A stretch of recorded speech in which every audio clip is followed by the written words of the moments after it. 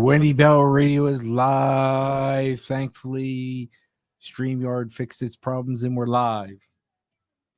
Let's see. Yeah, you had kind of a wonky Saturday with Dr. Mike, huh? Yeah, StreamYard was. Thank you. I mean, we had 200. The unfortunate thing is we had 250 people waiting. And, but yeah, something was up with StreamYard. Yeah, it's super stressful. So we have new computer, new camera. Hopefully the camera is locked down. Now, we tested it.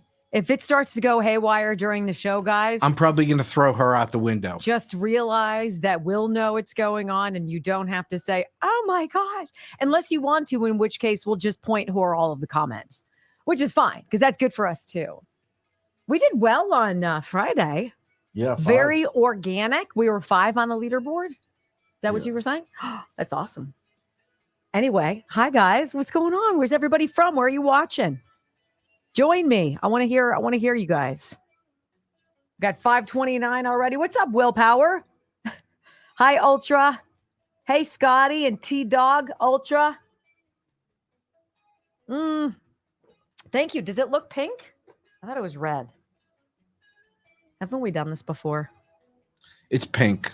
Fuchsia. I don't know. It's fuchsia. I don't know. Good morning, Demanda. Hi, Birdie. Hi, Regina, Bear, Lisa, Ken Freak. Good morning.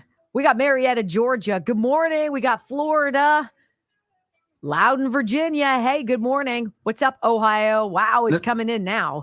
Let me say this again. Tennessee. To tune in next weekend. The guy we're going to have on is talking all about CBDs and mushrooms and how it can affect animals and humans. So. Hi there. What's going on, everybody? Rockville, Indiana. We got Wisconsin, Laval, Maryland. We have Media, Pennsylvania. Good morning, Knoxville. Hey, AED. Good to have you from State College. Chillicothe, Missouri. Hello, hello. Greensboro, North Carolina. What's up, Chris Coley? Good to see you guys. Hi, Deb. South Bend, Indiana. Great to be with you guys. Shrooms, I know, right? We're going back to the University of Colorado and the Grateful Dead. It's a little different. Oh, because I not was still, like I know anything about that. People told me. I was able to talk to him off the air, and like some of the stuff that he was saying is, it's just mind blowing. That all the stuff that we got pushed towards, we got pushed towards big pharma for everything, and here it's starting to trickle out. All this other stuff, all the fungi that's good for you, the CBDs, the holistic stuff is. I think up, it's Brenda? Good to be with you. Oh, God bless you, killing rhinos. Appreciate that. What's up, Dr. Waffle from Massachusetts? And the Wendy Bell Radio softball team is 8-0, and they're just whooping everyone's ass. We have absolutely nothing to do with that. Yes, except the funding because of your generosity. You guys, it's a Wendy Bell Radio funded softball team, and they're kicking some serious ass. Yeah, they're 8-0. They got a doubleheader tomorrow. I'm going to try to go since it's right near my house. The Hizzos, it's in the hood. What's up, guys? It's the wrong side of the tracks. We have a minute 30 to, first of all, crush the Rumble. But also, who do you guys want as VP? Just tell me right now. Because the person that they're pushing is not the one I want. Anybody? What do you want? We know you want Donald's. They're really, really pushing. What's his face? No. Vance. Yes. I like JD Vance. I don't dislike him, but I don't either. I want someone that's going to be just as staunch behind. Chris knows me. Chris feels the same way. Regina. Come on, Chris. Yeah. We all know that. Beowulf's son. I know. General Flynn. I don't doubt it. Vance. Larry Elder. Doubt it. I could see Larry Elder being a part Alan of the West, administration. doubt it, but I hear you. I understand. Trump's son. I would want Eric, but they're not going to do that. No. They're not going to do that. Vivek, no. Vivek is going to do something. I'd love to see him as press secretary. Can you imagine? Just destroy. I mean, for the sound purposes. Come out with no notes and be like, look, we've got 45 minutes. Let's go. You. What's up, Murphy's Law for the softball team? Thanks, Grumpy Monkey Soap. $5. Doug Burgum, I'm going to say. He's a good businessman. I'm going to say it's down to 3. I'm going to say it's Burgum, Donalds, really do think it's Donald's in the short list. I think it's and short fans. list. Huckabee Sanders doesn't want it. Kid Rock. I love that. Saw you at Fontana Restaurant, North Huntingdon. Zipperham did. No, you didn't. No, you didn't. Did you? It was your doppelganger I or was whatever. just going to say, I hate that word. That's so weird. Welcome, guys. I'm delighted you're here. Thank you. Thank you. Oh, thank you. Here we go. 5, 4, 3, 2, 1. Welcome to your daily dose of facts to fight off the liberal gaslighting. You can be in the middle of a hurricane. You have sanctuary in the city of Chicago. Or you can be on a calm day. North is still north. You could be in a thunderstorm. I am angry. We are not going back. Not ever. North is still north. People can yell at me. The hell with the Supreme Court. We will defy them. North is still north. It doesn't change fundamental things. And in this business, right is still right, even if you stand by yourself. We don't get fooled again. No. Live across the fruited plain and from sea to shining sea, we are converting the Marxist left 1 hour at a time on the Wendy Bell radio program.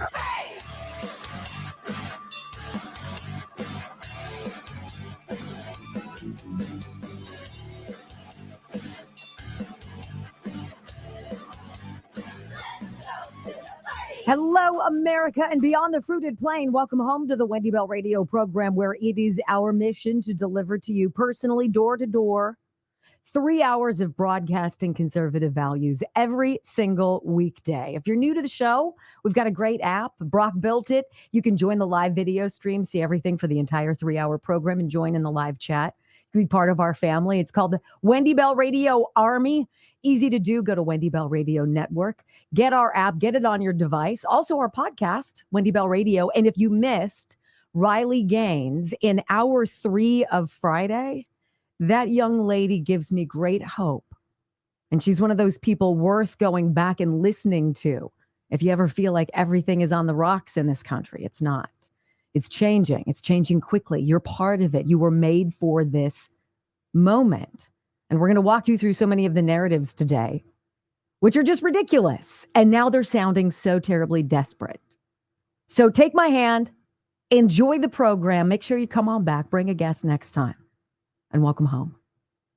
I pledge allegiance to the flag of the United States of America and to the republic for which it stands, one nation, under God, indivisible, with liberty and justice for all. Amen.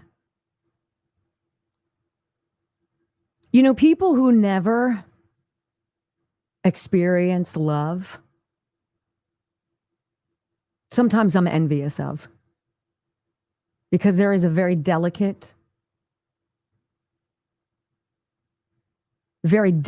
place in you that you give to somebody when you love them. Whether it's romantic love or love of your children, of a pet, there is a layer there that is very tender, very sensitive. And a lot of people never feel it. And I envy them sometimes because they don't know what it feels like to have their heart broken. Whether your marriage ends or you break up with a boyfriend or somebody close to you dies and a piece of you dies too. People and things that you love, who you let into your heart, make you fragile and vulnerable. And it can be the greatest thing in the world. I had that love all weekend long, and it was exhausting. Got to go to Cedar Point, Ohio with our twins who just turned 16, a couple of their buddies, to celebrate their milestone birthday. And I got to walk behind them to see my twins, this special relationship that even if you're not identical, twins, the bond is enviable. There's a connection there. And I watch my boys together with their friends, and commonly, Bob and Chris, their shoulders would touch. Always connected on a level I wish I could experience. This morning, I took my second oldest son, Jack, to the airport to ostensibly go and fly back to Los Angeles to embark on a very frightening journey to become somebody in the film industry in a tough business in a really difficult city. Just 22. I know he's scared. Love him so much I can taste it. Woke up to my oldest son asleep on the couch this morning. I was frustrated at first because it's where I do my planning for the show before dawn, only to find out he wanted to fall asleep there to make sure he could say goodbye to his brother and didn't miss his departure. And I watched them hug each other. That love, a parent to a child, a twin, or a brother to a sibling, or watching Jack get on his knees and put his arms around Murphy's neck and kiss him goodbye. Can't describe it. There is no explanation for it. There is no way to put it into words. It is exhilarating and terrifying all at once. You know, I noticed in this country over the weekend as I'm walking around this amusement park, watching people from all walks of life, all shapes and sizes, all backgrounds, all everything.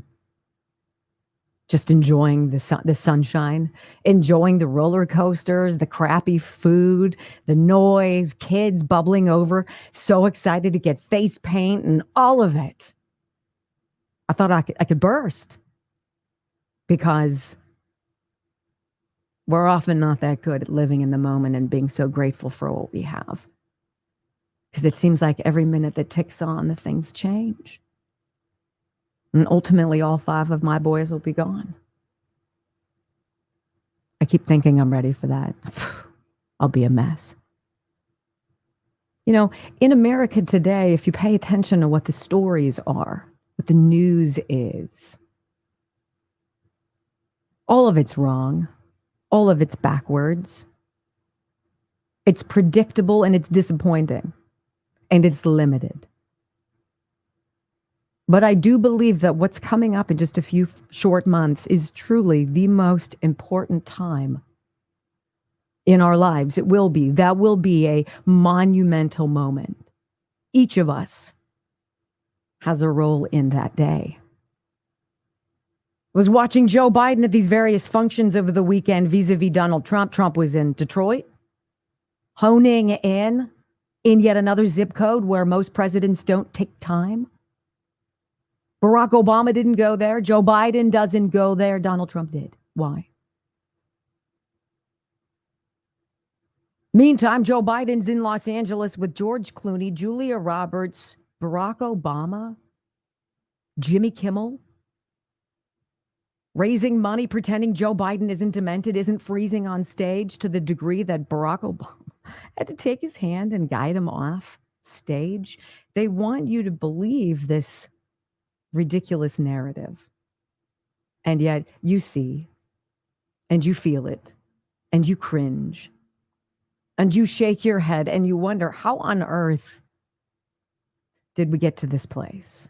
Because what they want you to believe is contrary to what you know, hook, line, and sinker. And I'm afraid we've got many, many more days ahead of these ridiculous stories as they do whatever they can to deflect from a dreadful administration with awful effects on each of us and point fingers elsewhere at an imaginary demon. The demon isn't Donald Trump. He might be the embodiment of it. It's the loss of power. It's the loss of control. It's the loss of a desperate attempt to transform this country and how you live your life and the degree to which you and your family are comfortable and get to enjoy that precious, tender, vulnerable love. And they're intent on trampling it. I don't have all the answers, by no means. But we can be honest with each other. We can see what's going on very clearly, and we can unravel what had been quote unquote mystery. How on earth do these people stay in charge? They don't do anything that's good for us. How is it possible there are enough people in this country who keep electing these folks back? Well, they don't. They don't. And if the RNC, by the way, has its way, it's going to end. There's going to be a big transformation in this country. The way there is a giant one going on as we speak, whether I wanted to or not, in my family, where in just a few short weeks, we're going to go from a family of 7 to 5 to 4 at home under one roof. And that is the way it's supposed to be.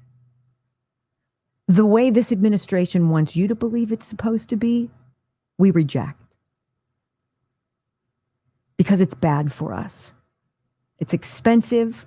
It's inconvenient. It's based on victimology, some woke indoctrination poker where anybody who checks the right boxes can join the race to the bottom and be the biggest victim everybody else has to fall over for to accommodate. That's not the way this system works.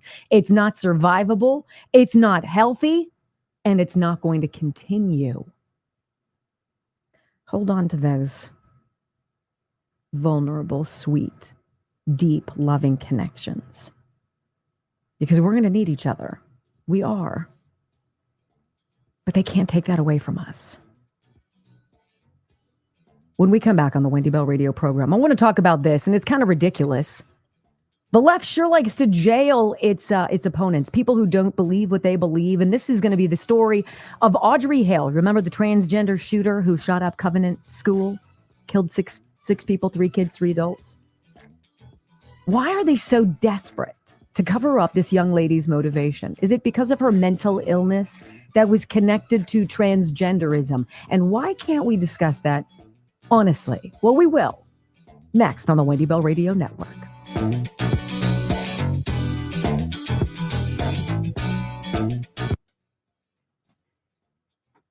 CERT. Already. I'm telling you. Well, Brock is getting up and moseying to the restroom because he alleges CERT goes through his body and makes him have to go. I'm going to say to you, I've been drinking it a lot longer, and that's garbage. I've got a much better digestive system, apparently. Just kidding. Hey, Ultimate CERT Juice. Get CERT.com/Wendy. These are the foods that work in conjunction with your body. One, they help you with your digestion, your metabolism, with your focus, right? If you're like I am and you drift off, you walk into a room and you're like, what the heck was I doing here again? I don't remember. Yeah, it goes away. I haven't done that in weeks. And that was my big focus. Also, speaking for a living, it's easy to get off in a tangent in my mind. I haven't done that in weeks because of this. People say it also promotes healthy weight loss, also really lean muscles. I think I've gotten stronger, more stamina. I think it's fantastic. This is what it looks like in a glass. This is what it looks like in the jar. Get CERT.com. Go there right now. You'll see the discount when you put in /Wendy. I think it's $20 a jar. And drink it. Try one. Drink the whole darn thing. And report how you feel. And let me know. All right? I think it's phenomenal. Phenomenal. And I would not want to go a day without it. Legit. And it tastes good. Certain foods working together, all naturally, in your body. Get CERT.com /Wendy. Get CERT.com/Wendy. But what are you saying? I said get CERT.com /Wendy. Oh. You were the perfect segue into that. Poor Gary. I ran down the hallway. He's like, oh, snap. You didn't really drink that much this morning. Halfway through. Yeah, but that's what, 6 ounces, 5 ounces? It's not like I'm This is drinking like a gallon 10 of ounces already. Oh. Note to self, maybe you don't want to drink so much right away. Maybe you wait until after the show.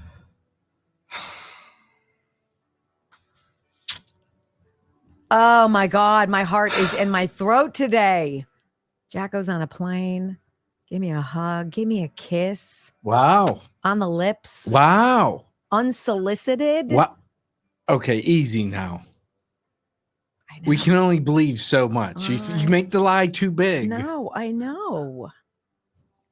I gave him a hug. It was kind of this weird, awkward hug. Took stuff out of the car and turned around. It was nice.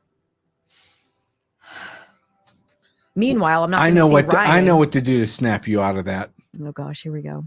You guys ready? This will wake me up.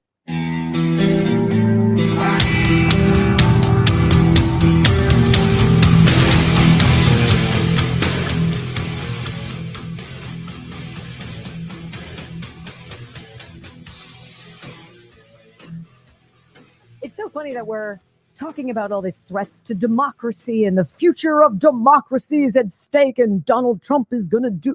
It's just so preposterous considering all that the left, the uniparty, the deep state wants to do is to very closely guard every shred of information that gets out to perpetuate a narrative. There's one narrative that Joe Biden is with it. He can do this. He can be reelected. He's a great president. Nobody's done more for people ever. He is so fantastic. Everybody out there knows that's a lie, right? We can also talk about this whole pride agenda, this ridiculous push for everybody to bow over, not down, but bend over at the woke altar of complete ridiculosity and do things that are contrary to biology. As we heard Riley Gaines talking on Friday. This is idiotic. We know better, right? Part of that is this whole transgender ideology and allowing adults to prey on children, to me, is a full stop. We can get behind this. It's not a problem. This is not complicated. People from all walks of life, all backgrounds, all races, all religions can get behind the idea that children have the ability to be children. Let's let our kids grow up. Let's nourish them. Let's provide them backgrounds at home, solid, loving foundations. Let's try to do it together, husband, wife, or if you're a gay couple, whatever, so that you have that foundation.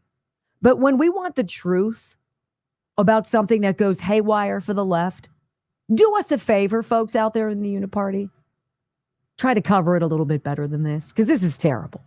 And I want to read you this quickly from Daily Mail. Did you guys hear about this journalist in Nashville who got his hands on Audrey Hale's transgender manifesto of whatever before she went guns blazing into a school and murdered 6 people? It is amazing the people that the left want to cover for. I don't understand why, but of course we understand why.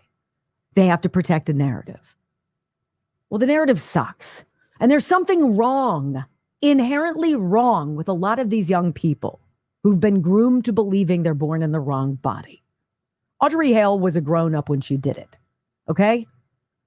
But to release part of this manifesto, not verbatim, but ideas, and then to be threatened with imprisonment, this journalist has been, you guys got to hear this story because it'll blow your mind. Journalist threatened with jail over publishing trans shooter Audrey Hale's deranged journal writings. Now, I'm less interested in what Audrey Hale went through. We as compassionate people feel for anybody.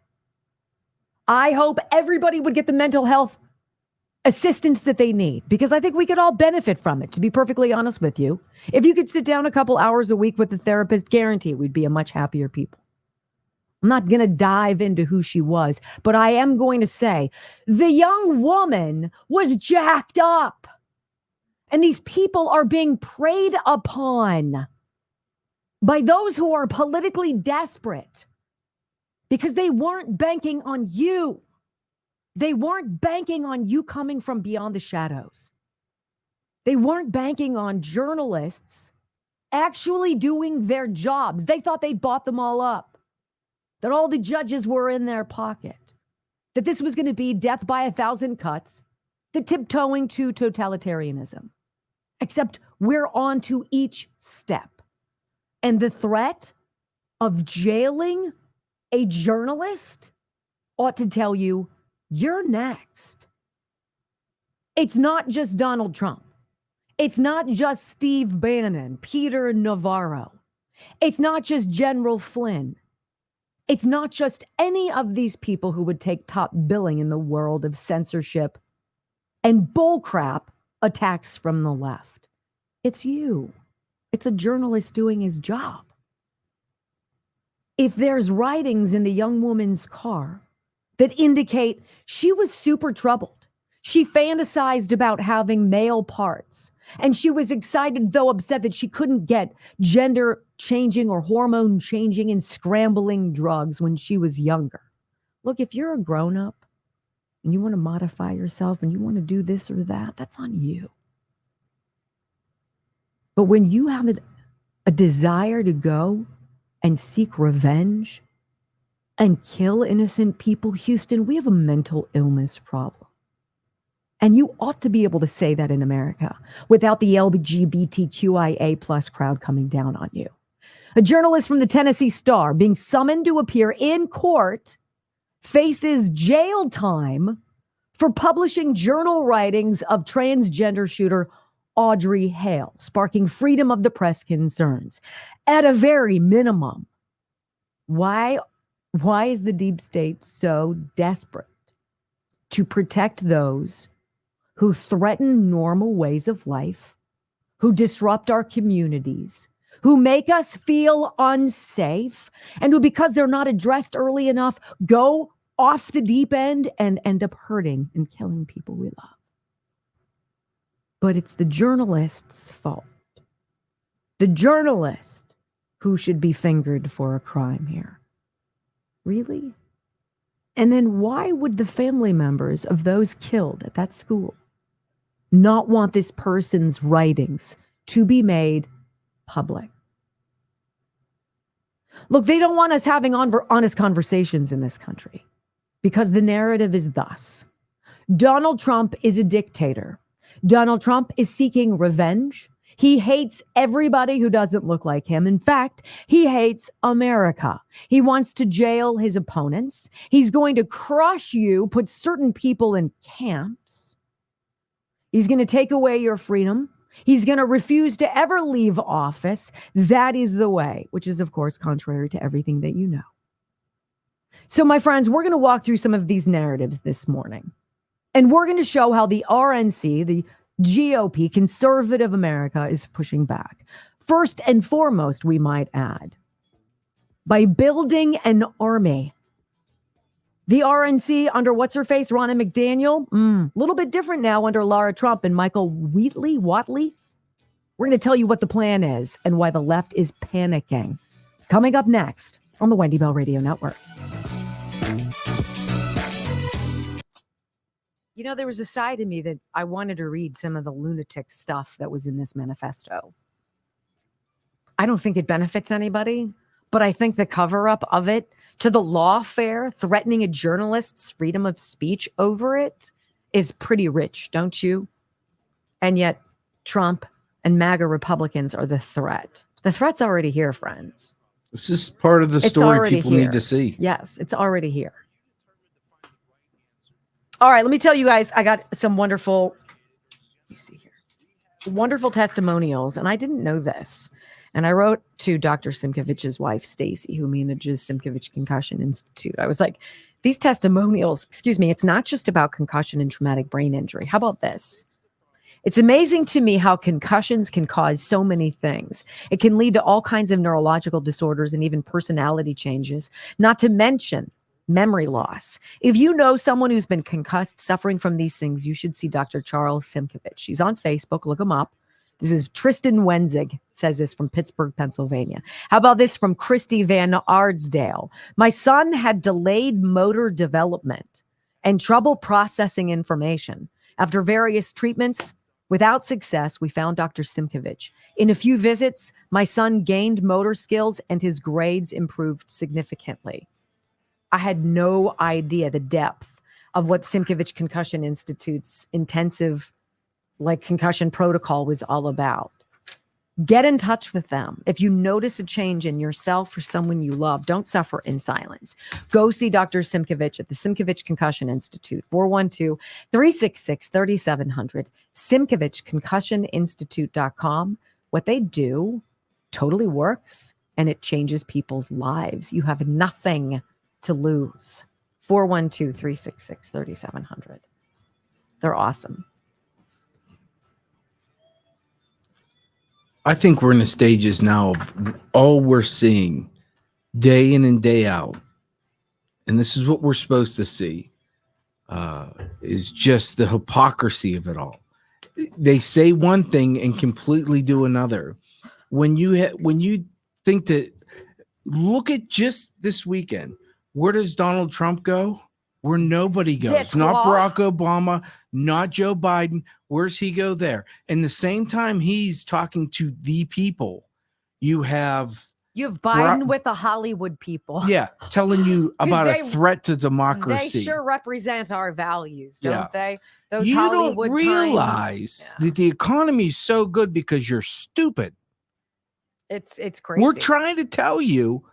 No. It's crazy. Janet Yellen saying people were struggling before the pandemic. I don't know what people she was talking about. I was doing all right. I was doing okay. Making less. I was doing great. These people are so out of touch. And I think this is what you've seen it. You all have seen it. You've all been onto their shtick now for years. I just sit back and laugh now because, like I said, I've said from the start, it started as a trickle, and you never called. It's your analogy to the ceiling. Started as a trickle. You didn't worry about it because the tub just drips. You're not really paying extra in your water bill. Now the gasket's gone. And you're starting to get a steady stream, and you're like, you know what? This might be costing me a little. Now it's just gushing out. The hypocrisy is just gushing out, and we're seeing the bullshizzle every day. There's a home in our neighborhood, not far from us, just a couple of blocks away, and the couple moved out. Right? They sold the house, they moved out before the new owners could move in. A water line broke inside. Ooh. In the basement. Ooh. To the point where it filled up the basement and was coming out the first floor. That's how much damage. That is. I hope they had insurance. That is basically where we are. Where it's coming out, it's rolling down the front steps, and they're telling you, it's not a problem. It's a leak. There's really nothing to see here. It's all good. This is going to dry up in just a minute. Yeah. Mildew? No. Mold? No. Stop it. Just stop it. Yeah. You're overreacting. It's not. Everything's fine. Just sign here. You're right. Just sign right here. Everything's going to be good. Them telling you, I think you're going to see gas prices. I agree with Donald Trump. I think you're going to see gas prices climb and climb and climb. And this is what we're supposed to see. Oh, look, somebody's calling me. He's sitting back. No. And keeping his mouth shut. He's letting them do the talking, and he's letting everybody. I don't have to say anything. I'm going to show up. I'm going to have my rallies. I'll say it at my rally. But the rest of it, just sit back, grab your popcorn, and watch. This is the best way to open people's eyes. Watch your gas prices rise. Watch people go to jail. Watch the court system be totally, completely jacked. See, there's interesting things, though, because some people just... Did you ever have a Bozo the Clown thing that you blew up and you would hit it and it would bounce back and come back? Yeah. I didn't have one. I knew about them, though. Those were expensive. We were po. We couldn't even afford VR. Oh, my gosh. That would be poo. That too. Poo. Oh my heavens, that's fantastic. We weren't from Calabasas.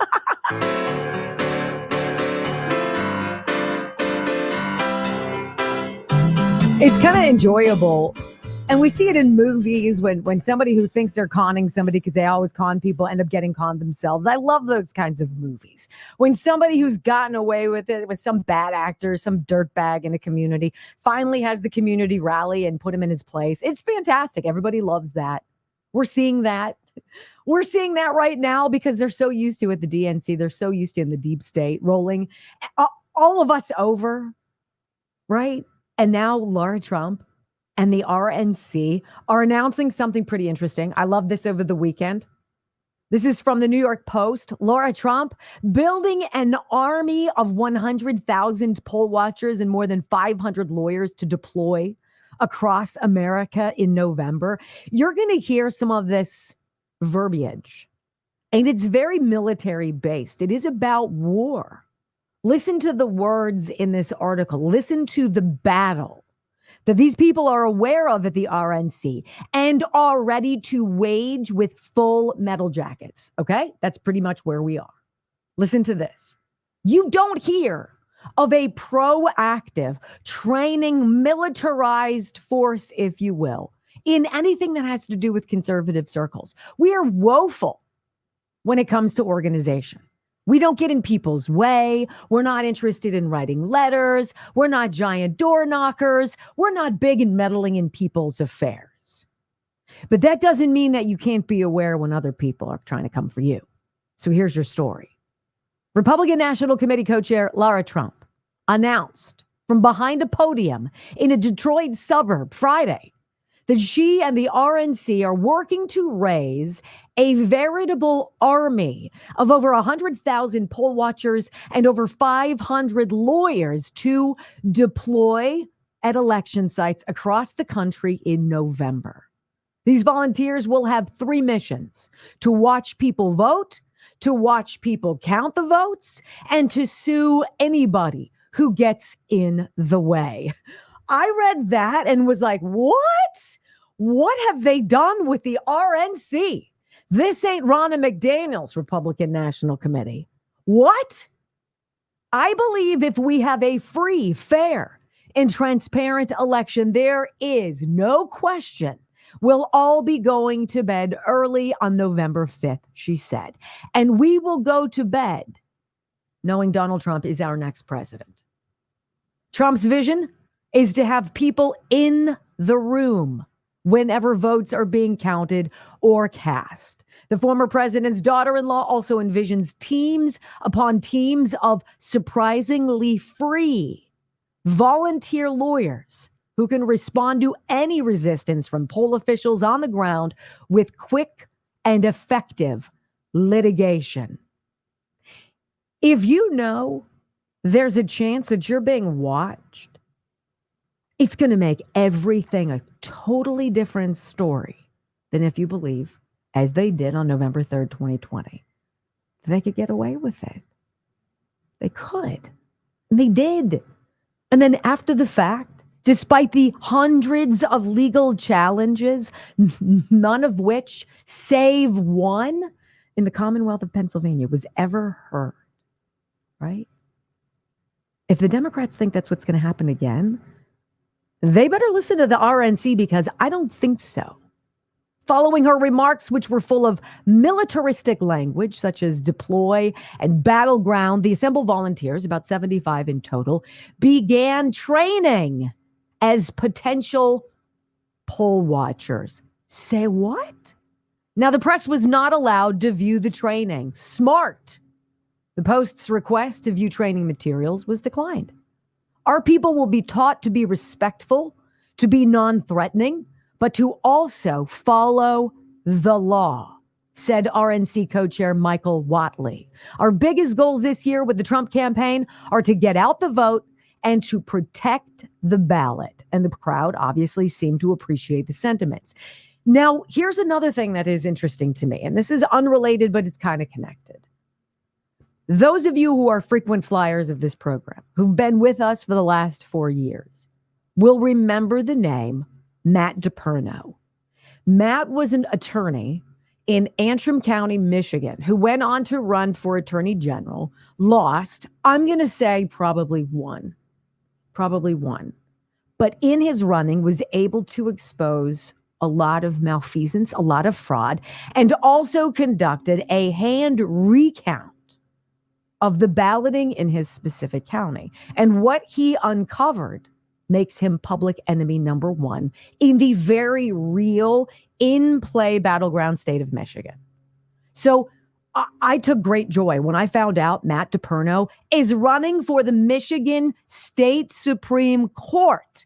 This guy is not one to be trifled with. He has seen with his own eyes, not just the fraud, which he was able to corroborate painstakingly.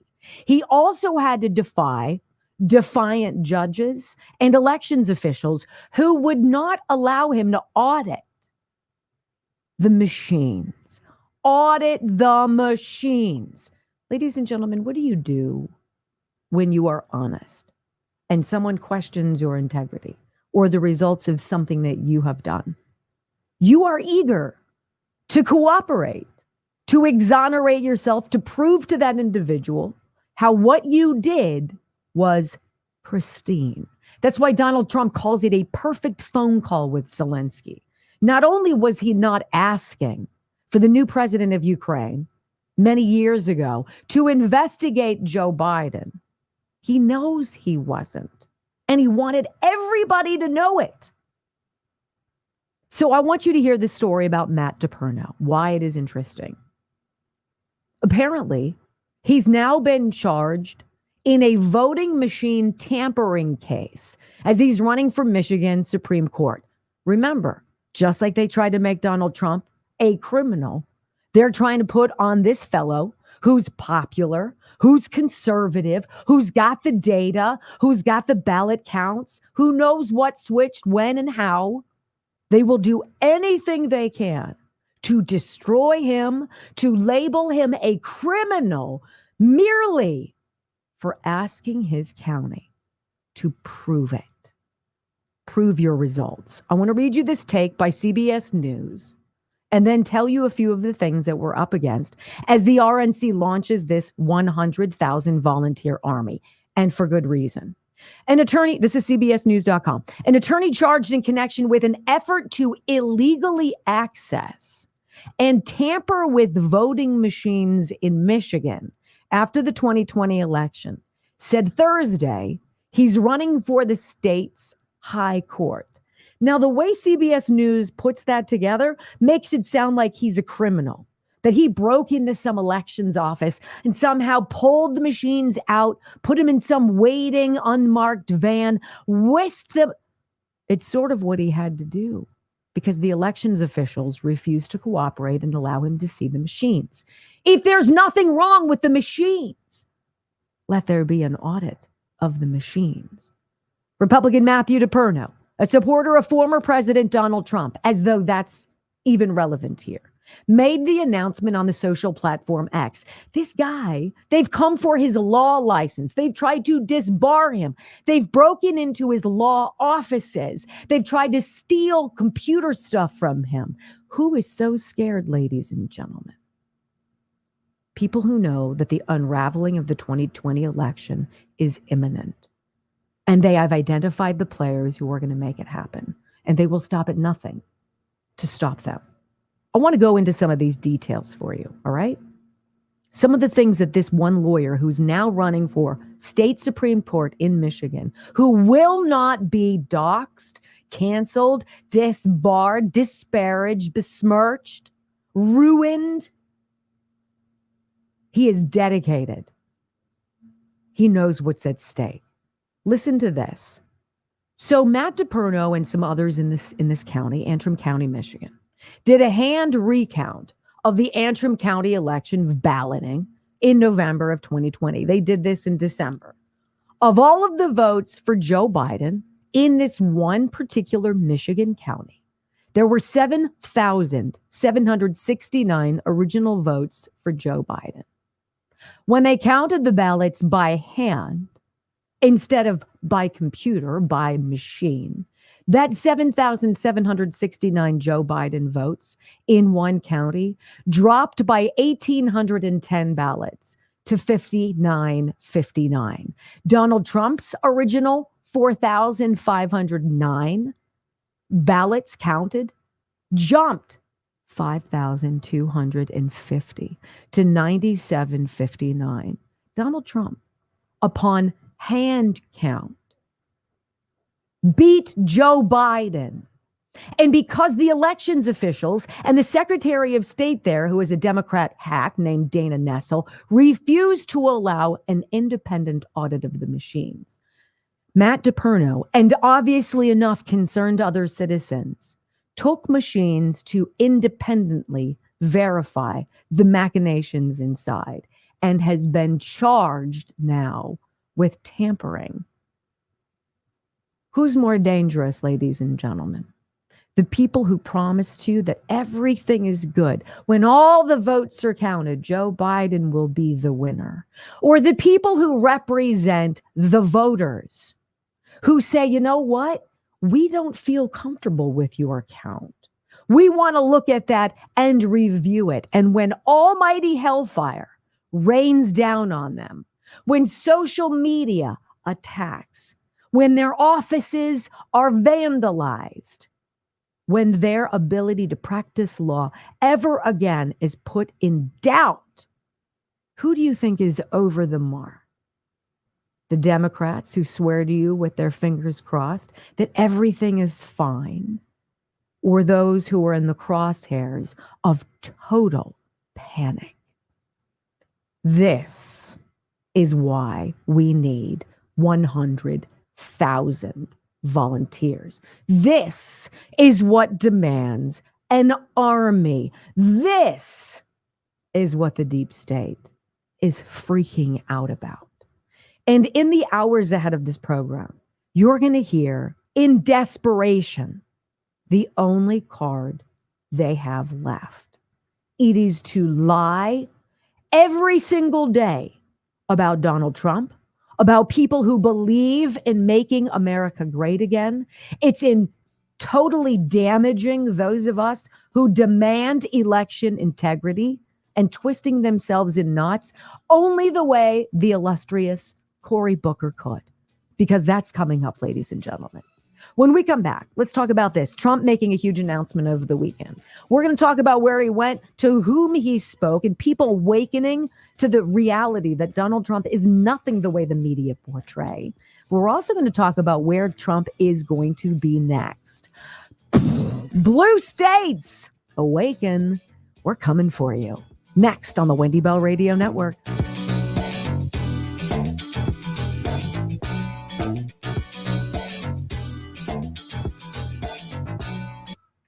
So they stole, judging by this hand count, just in Antrim County, Michigan, they stole 5,200 votes from Donald Trump and gave 1,800 to Joe Biden for a net 7,000 vote count. You do that in enough places with enough machines and enough people who are connected to those machines, and with secretaries of state, Democrat and Republican. Hi, Brad Raffensperger, you hack. Well, who have facilitated and then come after you with the law. What did we just learn about the Secretary of State in Michigan? Wasn't that the one that was indicted or charges against? Who? Not Dana Nessel. No, you're talking about something else. Is it Illinois? Last week? Yeah, you'll have to refresh my memory. I'll have to get some better information on that. I know what you're talking about, but I don't remember which area. 1.97, almost at 2,000. I would dig 30 people. It's all it takes. 30 people hit that rumble button for me. I love it. This is huge. Jocelyn Benson. That's Wisconsin? Is that Wisconsin? No. Michigan. Secretary of State of Michigan. Is she now? Yes. Wow. Yes, I think you're right. Yes. Jocelyn Benson took over for Dana Nessel, I think. Another white college-educated liberal hack. And she teamed up with Josh Shapiro and a bunch of blue Secretary of States. Hey, guys, this is it. I took it with me to Cedar Point. I had no makeup on, but I did have this. Makes me feel better. Beverly Hills MD1, BHMD1.com/Wendy. What is it? Well, Dr. Jonathan Lakey, who's a world-renowned cosmetic surgeon, was very he was very tight with the rich and the famous, the red carpet walkers, people who needed to look good for a period of time. And he created something that worked phenomenally on them. And then he thought to himself, why aren't I doing this for everybody? Why can't everybody have access to this? It's this. It's not a magic potion. It's not something that you inject into your skin. It's nothing crazy that you need a prescription for. However, it works. I put it on right here before the show. What is in this that you put underneath your eyes to take care of those sallow, deep gallows, right? And the wrinkles and up here and around your lips. What does it do? Why does it work? Well, there's a video that's attached to BHMD1.com/Wendy. Please watch it. Please get it. Buy a couple. Give one to a friend of yours or hoard it for yourself because you're going to want it. It lasts. It works. Smooth away like a magic eraser. Photoshop for your face, if you will. Thanks to this formula. And it's all based on what it does with light. Just going to say kind of teaser beezer, BHMD1.com/Wendy. I mean, you look 48. Shut up. Wow. I would take that. I would think that would be a wonderful compliment. Well, you years? just told me to shut up. Because you were being a jerk about it. No, I wasn't. Oh my God. Put yourself on camera right now and stare at me. Promise me you're not lying to me. Let's go. Ready? Let's go. I am not lying. You meant that as a serious compliment? Yes. Look at that stupid, ugly face. What? I call it that. Because Wow. that's what he's doing. He's lying to you people. No. Wow. Never again. Mm-hmm. Never again. Mm-hmm. Ugh, it's in my eye. That's so annoying. All right.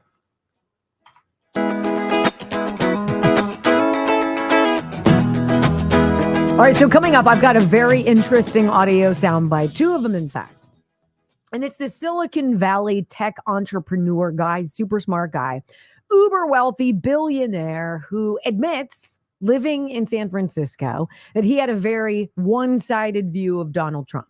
And if all you get is 95 to 98% negative, nothing ever positive, nothing beneficial, all negative, unless you're really an outside-the-box thinker, and you get away from the niche of that crowd, I get how you would be very determined that Donald Trump was a dirtbag. So the guy has a fundraiser for him and has time with him, sits down next to him, spends dinner with him, and then talks about his experience and says, oh my gosh, I was wrong. Amazing. I was wrong. What were you wrong about? They want us to believe that Donald Trump is only for the rich, only for the white, only for the people who are like he is, to try to give them breaks. He doesn't like people who are different. Well, what he's doing actually is blowing that narrative out of the water. And it's fantastic because the media and the deep state don't know what to do with themselves. As Joe Biden walks around like a robot, needs Obama to guide him off stage because he freezes, because this is what he does. This is what he did at the G7 with the parachuter, as he stands there frozen and then walks off like a statue with his hand out, as though he's going to shake someone's hand, the way he did at the Juneteenth celebration at the White House, where everybody is dancing and he's standing there frozen. Stop trying to lie to us. Joe Biden's connection with the people takes him to Hollywood, to George Clooney, Julia Roberts, Steven Spielberg, Jimmy Kimmel, whatever, people who have absolutely no affinity or affiliation with us whatsoever. What does Donald Trump do? He goes to freaking Detroit, from the Bronx to Long Island, to be with a police officer's widow, right? He's going to go to Madison Square Garden, ultimately, I hope now, Detroit, and this week, what? Saturday, Philadelphia? Going to Philadelphia. Ladies and gentlemen, Donald Trump is going where candidates don't usually go. And it's real. And the left is petrified. Yahoo.com, Trump to return to Philadelphia for a rally on Temple's campus. Oh boy. Is this going to be amazing? Former President Donald Trump, the presumptive Republican nominee for president in 2024, is going to be returning to the Keystone State for the first time in 2 months at a rally in Philadelphia, Saturday, Temple University's campus. Trump loves the people of Pennsylvania. A press release from the campaign announcing the rally reads, President Trump will ease the financial pressures placed on households and reestablish law and order in Pennsylvania. Simple as that. We're going to make it safer. We're going to make it more affordable. And I got a plan. It's 4 prongs. And the left is going to try to twist it out of control and tell you it's some wacky Project 2025 thing to put kids in cages and put you back on the plantation. Ain't what it is. It's about what's good for America. The visit will be Trump's 4th to the state in 2024, 2nd to Philadelphia this year. Delivered a keynote address February to a National Rifle Association gathering in Harrisburg. Announced a new line of Trump-branded sneakers in Philadelphia at SneakerCon that same month. Most recently held a rally in the Lehigh Valley in April. Also held a rally in Wildwood, New Jersey in May with a crowd that included, quote, a fair share of Pennsylvanians. Now, the beautiful thing about this is that Trump is going to places and he's saying to people who have made up their mind based on the stories that they've heard, the news reports they've heard. And he's saying, hey, look, I'm going to be in your area. Why don't you come and try for yourself? Why don't people in Philadelphia, particularly those who are not Trump supporters, come to our rally? Join us. Come with an open mind. See what it looks like. See what you feel like. Listen to the message of the conservative MAGA movement. And then tell us that we don't speak to everything that you care about as well. Because we're not that different. Biden has made 8 appearances in Pennsylvania so far this year. It's not working. This is why Josh Shapiro is coming out, the governor of the state of Pennsylvania, coming out and literally slapping across the face any Republican who supports Donald Trump, calling us weak. What are you afraid of, Josh? You're afraid that Donald Trump is going places where you've taken for granted for generations, that he can sit down with black leaders at a church in Detroit and have those black leaders say, sir, thank you for coming to the hood. You didn't just come to our zip code. You came to the hood where we have music and barbecue. And you are welcome. That is the sound of victory. So when we come back on the Wendy Bell radio program, I want to talk about this. How did Donald Trump crack this code in deep blue areas? Or is it more like people opening their mind and seeing how obnoxious the push on the left is? They can't hate a guy that much unless he's on to something, can they? Let's go to Detroit. Take my hand. We'll take you there next on the Wendy Bell Radio Network.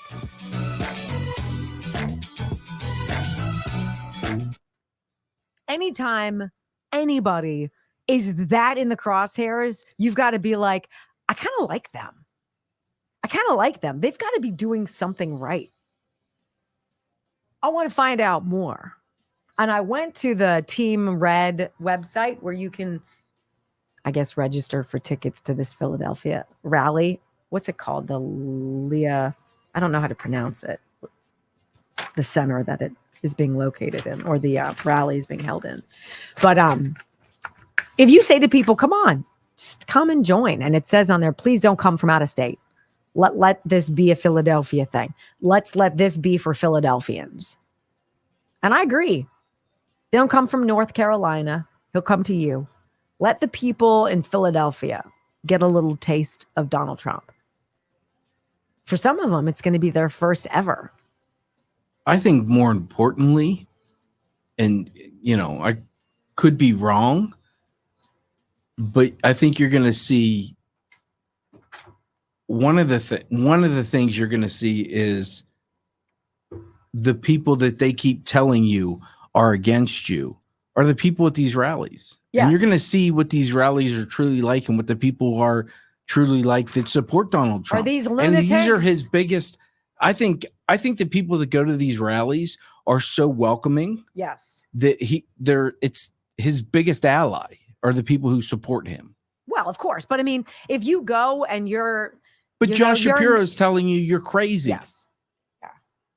But we're the divisive ones. Right.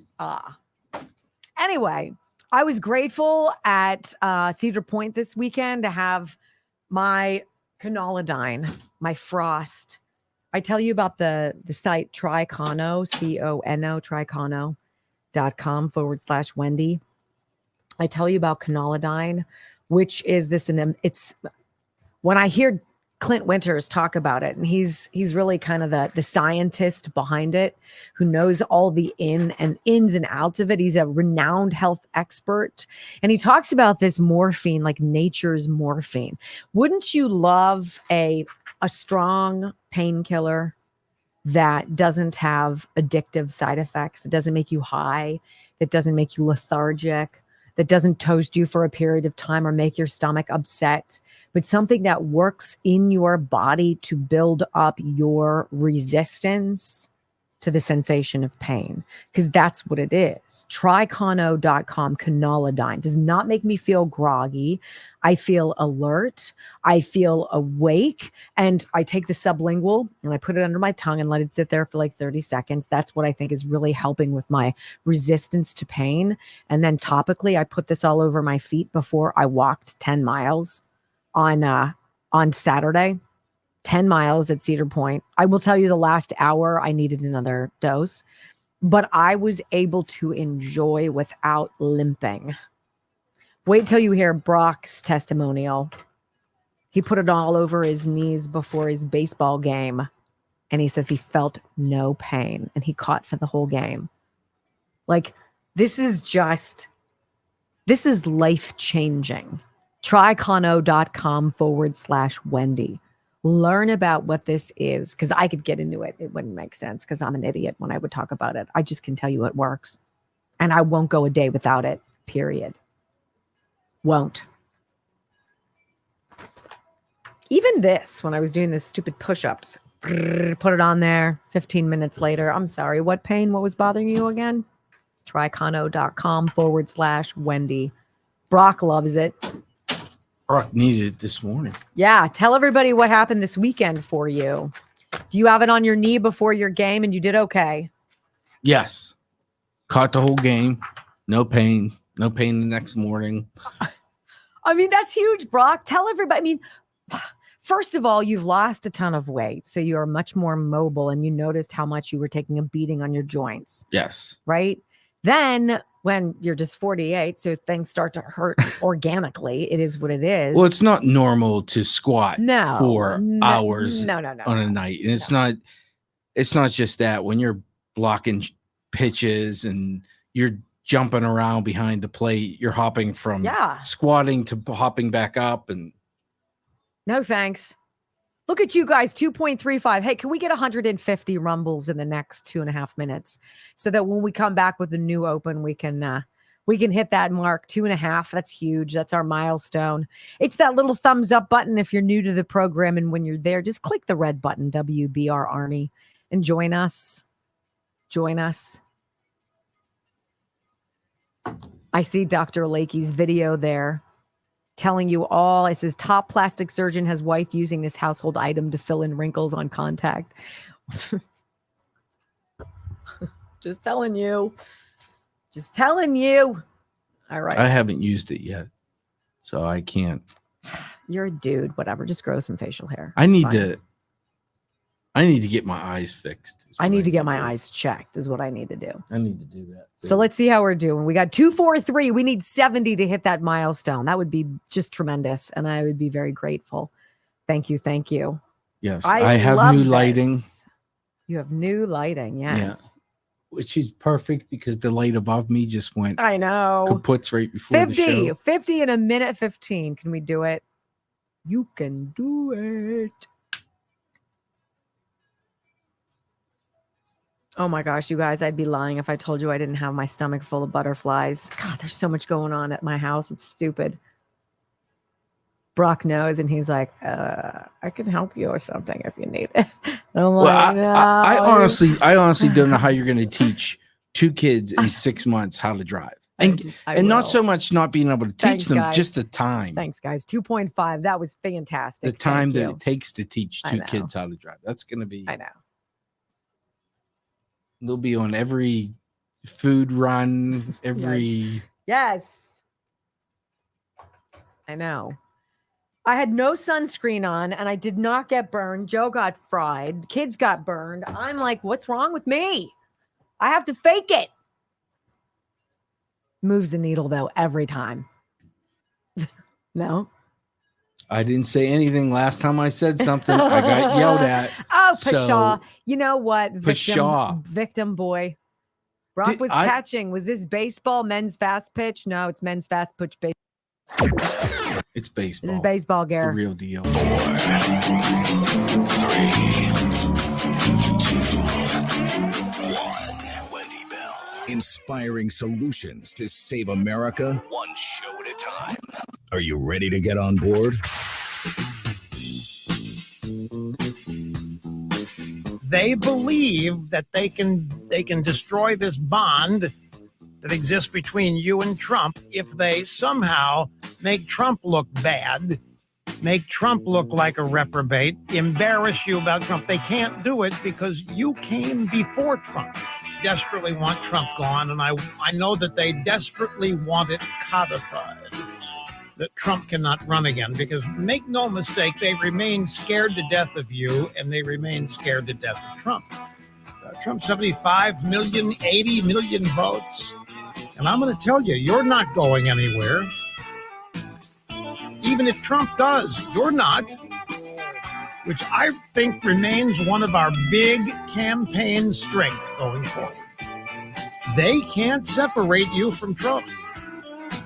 And more importantly, they can't separate you from the ideas. They can't separate you from MAGA. They can't separate you from Make America Great Again. From sea to shining sea, 3 hours of bold truth and excellence. The Wendy Bell Radio Program.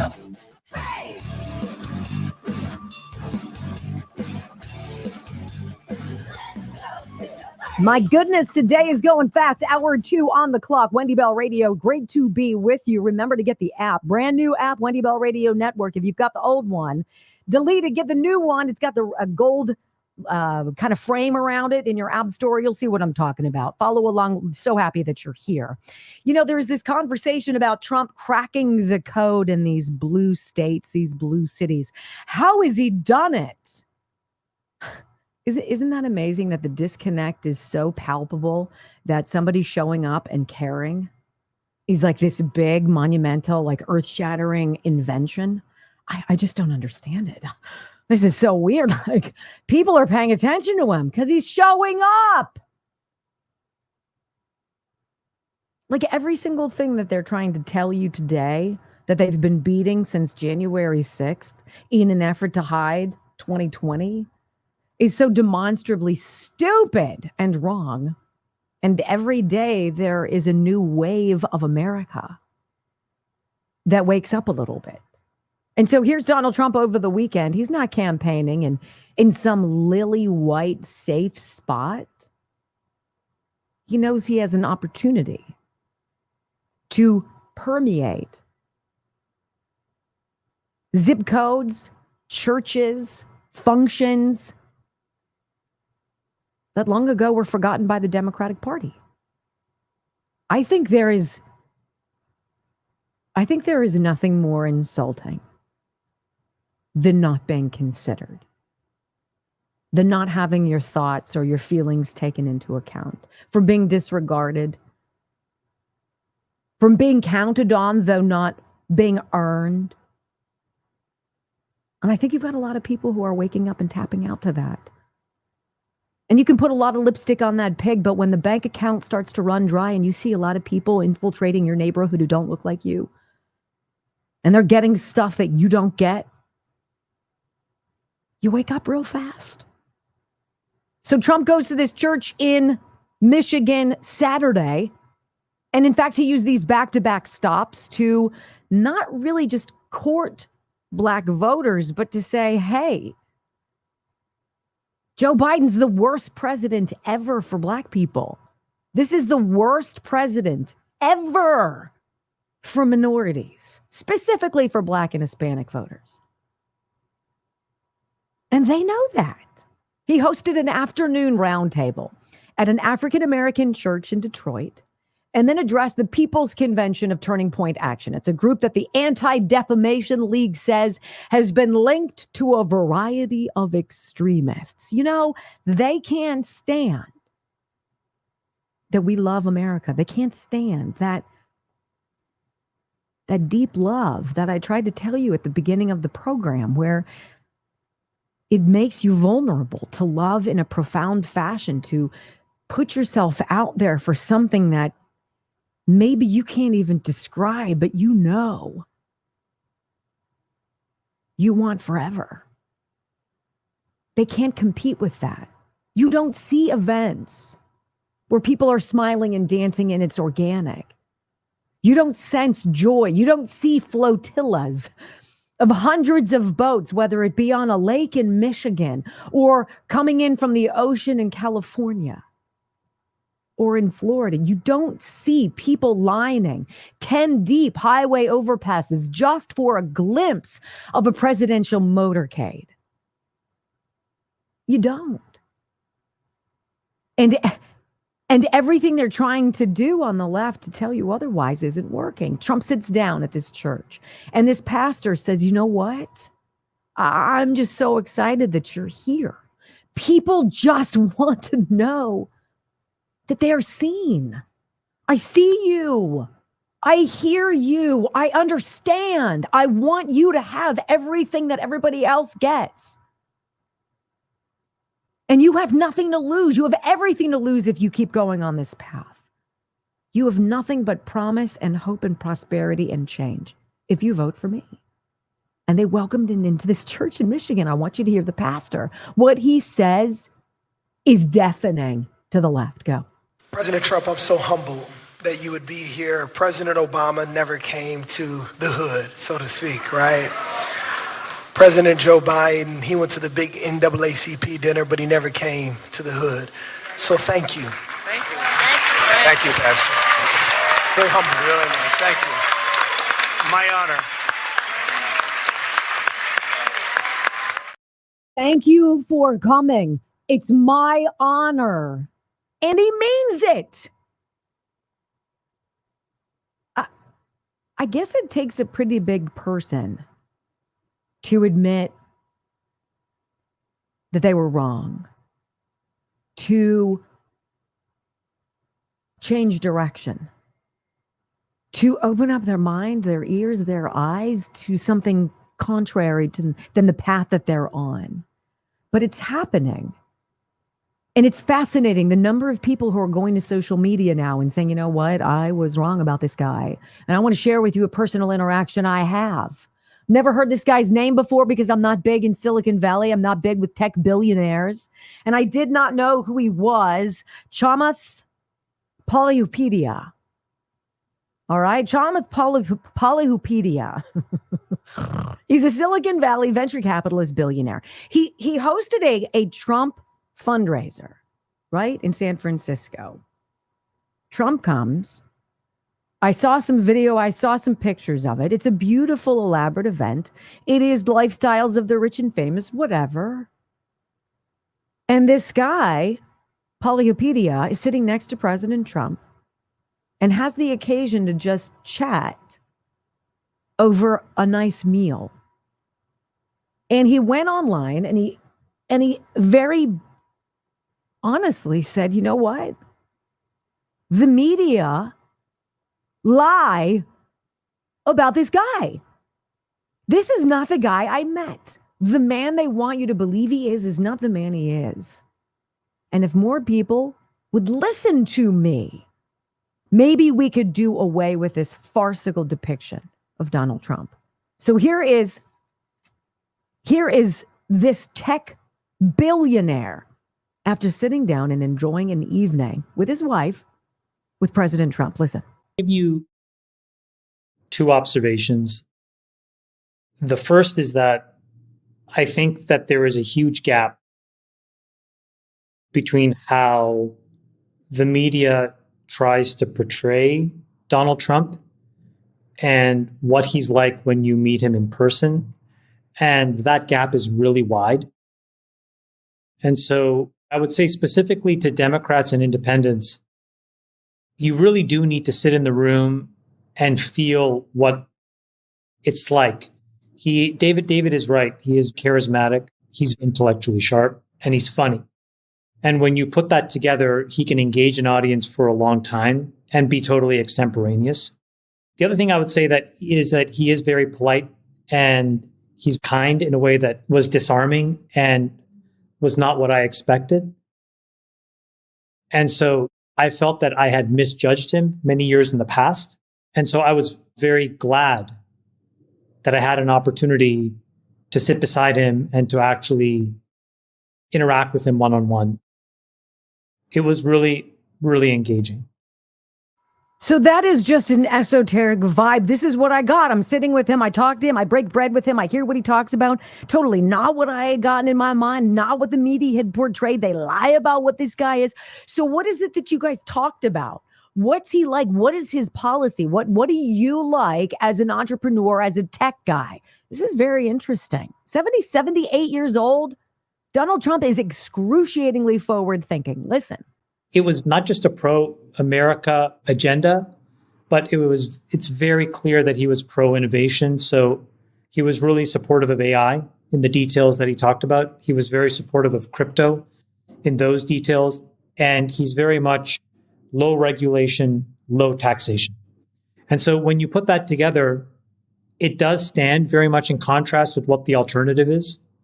And so I think that both of those things are a reason why, even if you aren't willing to vote for him, I would encourage everybody to experience what it's like to hear him. Go to a rally. Go hear him speak. Listen to the crowd. Feel the vibration. And then determine, where do I want to go? Which path suits me? Right? I want you to hear a black man in his car. He nails it. And the left is what's going on with the black men? Why are they leaving the Democratic Party? Because you've treated them like they were stupid for too long. And they are so not. Proof of it. And it's brilliant. Next on the Wendy Bell Radio Network. Give me a second. I need to restart their computer apparently too. The Bitfire? No, he says. Are you suffering from severe fatigue, low libido, weight, or any other Let me tell you guys, as Brock is going to come in here and do some stuff here. I want to tell you about, I want to pull up this contagion kit. I just read something that Dr. Pierre Corey put out. It was breathtaking. And I might read it to you tomorrow because it's like, it's the number of pathologists whose job is to look at tissue and put the stuff on them to see what stain it is. And is this, and is this, that, who have no idea about the spike protein in this freaking vaccine. No idea. Oh my gosh, it's ridiculous. And when I tell you that there are products out there that are just phenomenal, that can help your body detox, I'm telling you the truth. All right. And that's why I love talking about the wellness company. TWC.health is how you get to them. TWC.health/Wendy. I'm going to pull up the exact verbiage that I'm going to read to you today, but I'm going to encourage you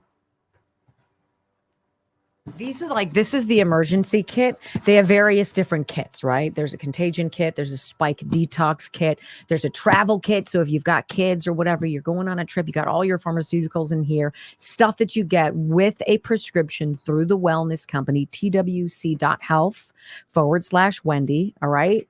But specifically, let's see here.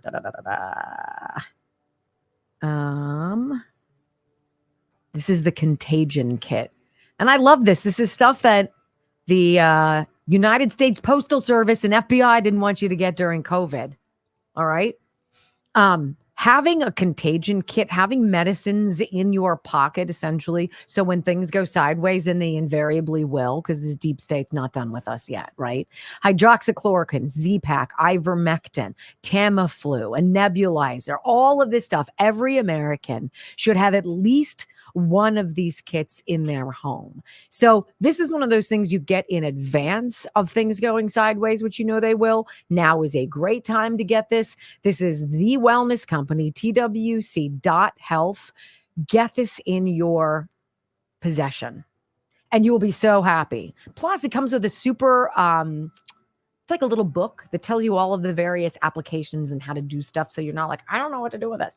They take all the guesswork out. So the process is you go online, twc.health/Wendy. You use my name, Wendy, for 10% off at checkout.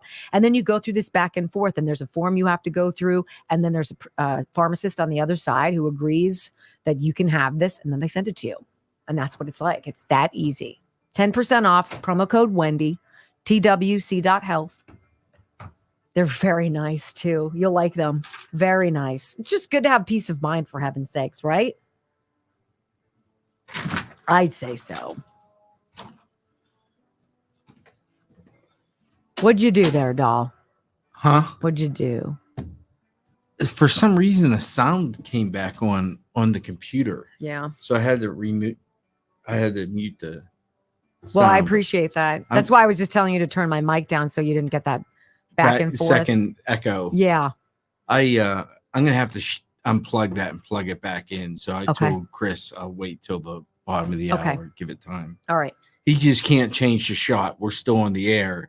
He just can't move the camera. Yeah, if you want to see my fabulous self on Newsmax, go to N2. We're better here though, so actually just stay where you are. Typical woman giving conflicting information. No.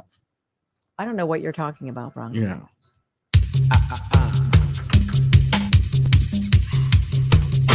This is such a wonderful example. And I don't want to just cherry pick Hispanic voters or Black voters, but for a community that largely, if you listen to them, that largely feels abused, persecuted, and forgotten by and large. To hear everyday men and women sitting in their car, deciding to turn their camera around on themselves and record a video about what they're seeing vis-a-vis Trump or Biden, it's so interesting. Because they're so bright. They're so connected. And yes, the Democrats have a stranglehold by and large on the majority of these voters. Black voters, yes, not Hispanic. But the inroads are unbelievable. And I want you to hear this man. He's saying that like it is to the deep state, to the uniparty, to the Democrats. We're on to your lies. We know your game. You will not confuse us because we know exactly what you're doing. Listen. All right, so look, right? I'm no political expert, but I do have two eyes and a brain. And so I've watched a lot unfold over the past few years. More recently, there was a hush money trial. And then there was a conviction. And with the conviction, for about 2 weeks now, from sun up to sundown, all you heard was convicted felon. And I think somebody, realized very quickly that wasn't moving the needle at all. And so, coincidentally, every liberal media outlet has simultaneously discovered Project 25, Donald Trump's, diabolical plan to destroy America. And this reminds me of Russian collusion, because they reported on it with such confidence as if it was fact. And those same media outlets today do not mention it at all because it was proven to be completely false. And I think that kind of kicked off, or really I believe was the catalyst to people realizing that you all are full of shit. I mean, that's the reason why you keep throwing things and they don't stick. It's because people realize that you all are full of shit. And so, like, we can see you. We are aware of what you're doing, which is why it's not working. And I'm gonna be real. He got the stones. He has all the infinity stones, and there's nothing you can do. And you've overplayed your hand and shown the people that you are full of shit. That's why nobody is buying what you're selling. No, thank you. What? Holy cow. So this Project 2025, right? So the Trump campaign, in conjunction with the Heritage Foundation, which is just a great common sense conservative double helix, if you will, of great conservative content. Our whole DNA of what we believe in. Putting out this thing, come 2025, when Donald Trump resumes the Oval Office, we will have an agenda. Our agenda will be four-pronged, and it looks thusly. Tell me how any of these seems radical, dangerous, threatening, tyrannical, or what have you. You ready? Let's see. Restore the family as the centerpiece of American life. That sounds really dangerous. Number 2, dismantle the administrative state. Bing, bing, bing, bing. Number 3, defend the nation's sovereignty and borders. We should all want that. I don't know how you could possibly say that's something that's not worthy of the American agenda. And finally, to secure God-given individual rights to live freely. Now, I'd like to ask any Democrat out there, tell me what you're against out of all of that. Tell me what threatens you besides your never-ending thirst for the goblet of control. You always want to drink from the chalice of power. We just want to live our lives. We want to continue taking snapshots to put in our mental family album of memories. We want you out of our way. We want to breathe fresh air. We want to eat whatever the hell we want, travel where we wish, raise our children as we see fit, love whomever we want, and to flourish without back-breaking taxation and regulations that drive us into the ground. If that seems off the wall to you, then by all means, never, ever, ever go see the president speak. Ever. Because the minute you walk in, it's game over. Project 2025. We'll be talking about that more in the weeks ahead as they try desperately to claim it's tyrannical. What? When we come back on the Wendy Bell Radio program, my friends, let's talk about when Cory Booker gets trotted out with Circleback Jen Psaki. You know, these folks are freaking. Great audio sound bites for you. It'll make you smile. Next on the Wendy Bell Radio Network.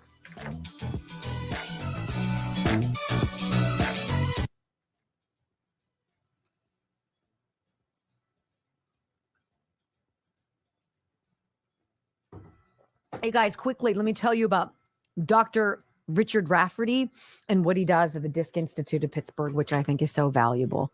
And that is to keep you from having spinal surgery. He's like your ultimate phone a friend, right? He's your guy on Jeopardy or Who Wants to Be a Millionaire. And you're like, oh, snap.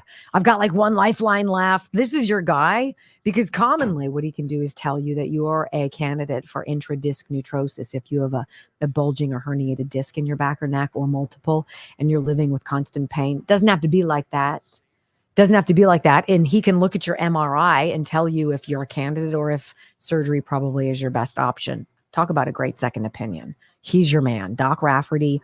This process, it's a therapy that allows your discs to generate back, to regenerate, and it's 100% non-surgical. So nobody's cutting into your skin or into your neck. Ugh. It's 98% successful. 412-906-9600. 412-906-9600. PittsburghDiscInstitute.com. Tell them we sent you. They love that. And you're going to love the staff there. It's like home. Just wonderful people. All of our sponsors, wonderful. But PittsburghDiscInstitute.com is a special slice. All right, I'm going to go to the bathroom. I'll be right back. Brock is currently working on stuff, so he's right here, but he's not going to be talking to you.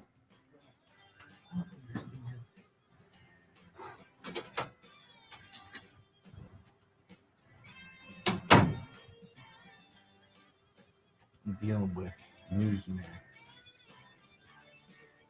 And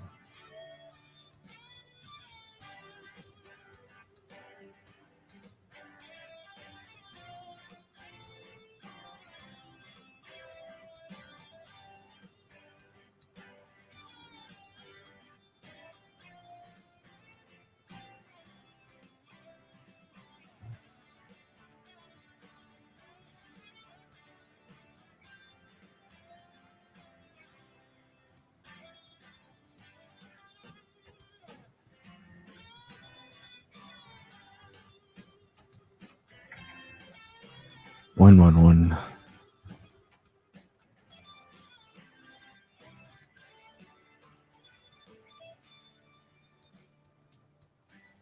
Some of the worst parts are when things just happen. And I don't understand why it's happening. Because it's just all of the sudden.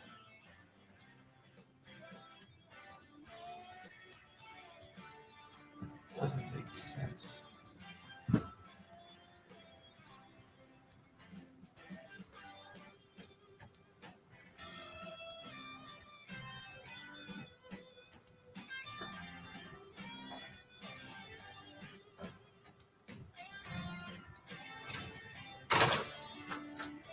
You need help.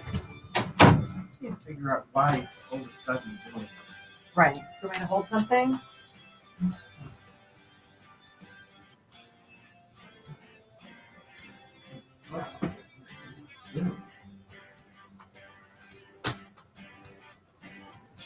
Yeah, it's weird. We're just getting some like audio coming in, and then when my mic is hot, you can hear a kind of an echo. It's distracting.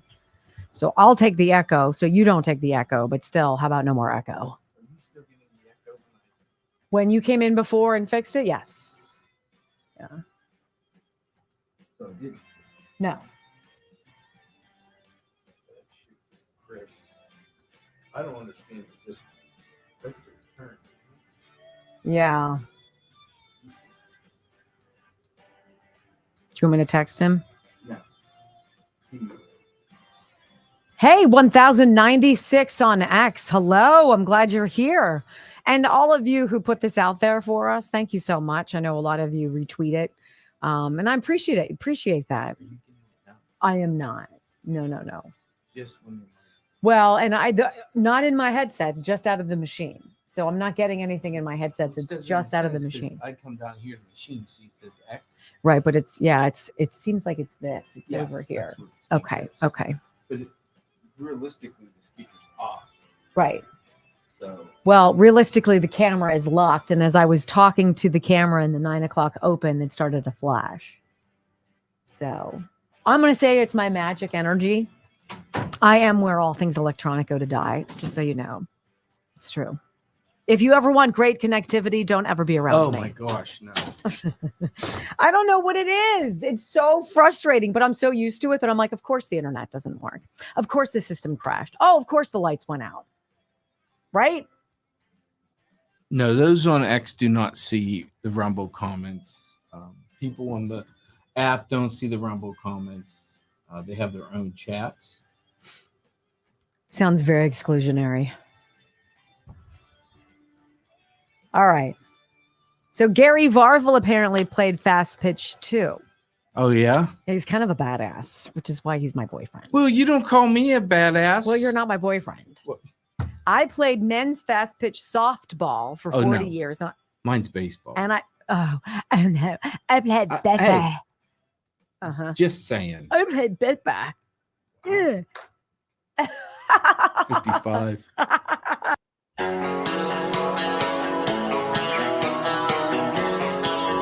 All right, so when you've got nothing going on, ladies and gentlemen, welcome back to the Wendy Bell radio program. You've got nothing going on. You represent a party that sucks. The platform is terrible. It's about making people broke. It's about taking away their freedom. It's about taking away their choices. It's about this overarching woke feeling emotion-based suck, which is contrary to biology, humanity, and God.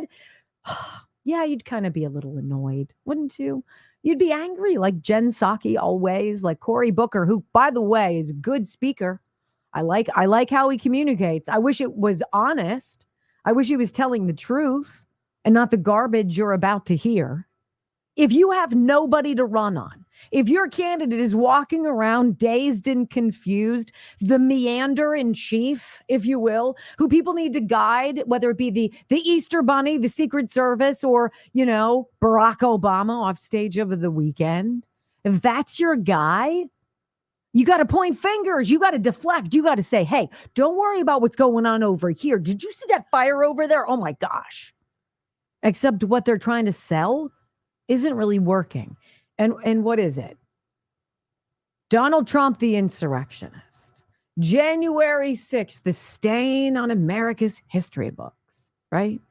All of the threats to democracy. You're going to hear all of it wrapped up in a series of audio sound bites that underscore the desperation and the panic. And it's really enjoyable when you're sitting on the right. It's really enjoyable. All right. So inside with Jen Psaki has Cory Booker, the House. He's a senator? No. Is he? He's a House guy. He's a minority leader, right? He's the House minority leader. No, he's a senator. He's a senator. Excuse me. They all are. Yes, it's blurring together for me. He's going to come out. He's going to say, look, Trump returning to Capitol Hill to meet with all the Republican governors, to meet with all of the Republican congressional leaders. Oh my gosh, it's like returning to the scene of a crime. It's sad. It's beneath all of us. And I think it's important that you hear this. All right? Repeating the January 6th lie. They've got nothing. Listen. In the private conversations of senators, we all remember how dark that day was. That the world's most deliberative body in a sacred civic space had to be chased out, literally running for their lives to avoid a mob that was chanting murderous chants, and that ultimately led to the death of multiple police officers. And the person who incited it all, don't take my words for it again, take Republican time after time condemning what Donald Trump did. He was on trial for it.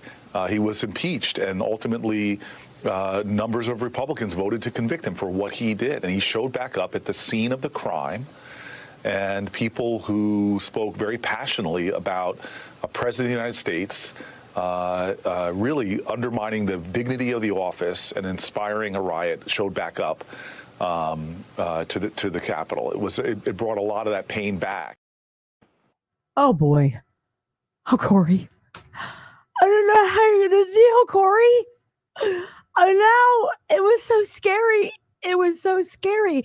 Alexandra Pelosi had to capture it with her documentary crew. Is Schumer and Pelosi are sitting there pretending to be barking out orders.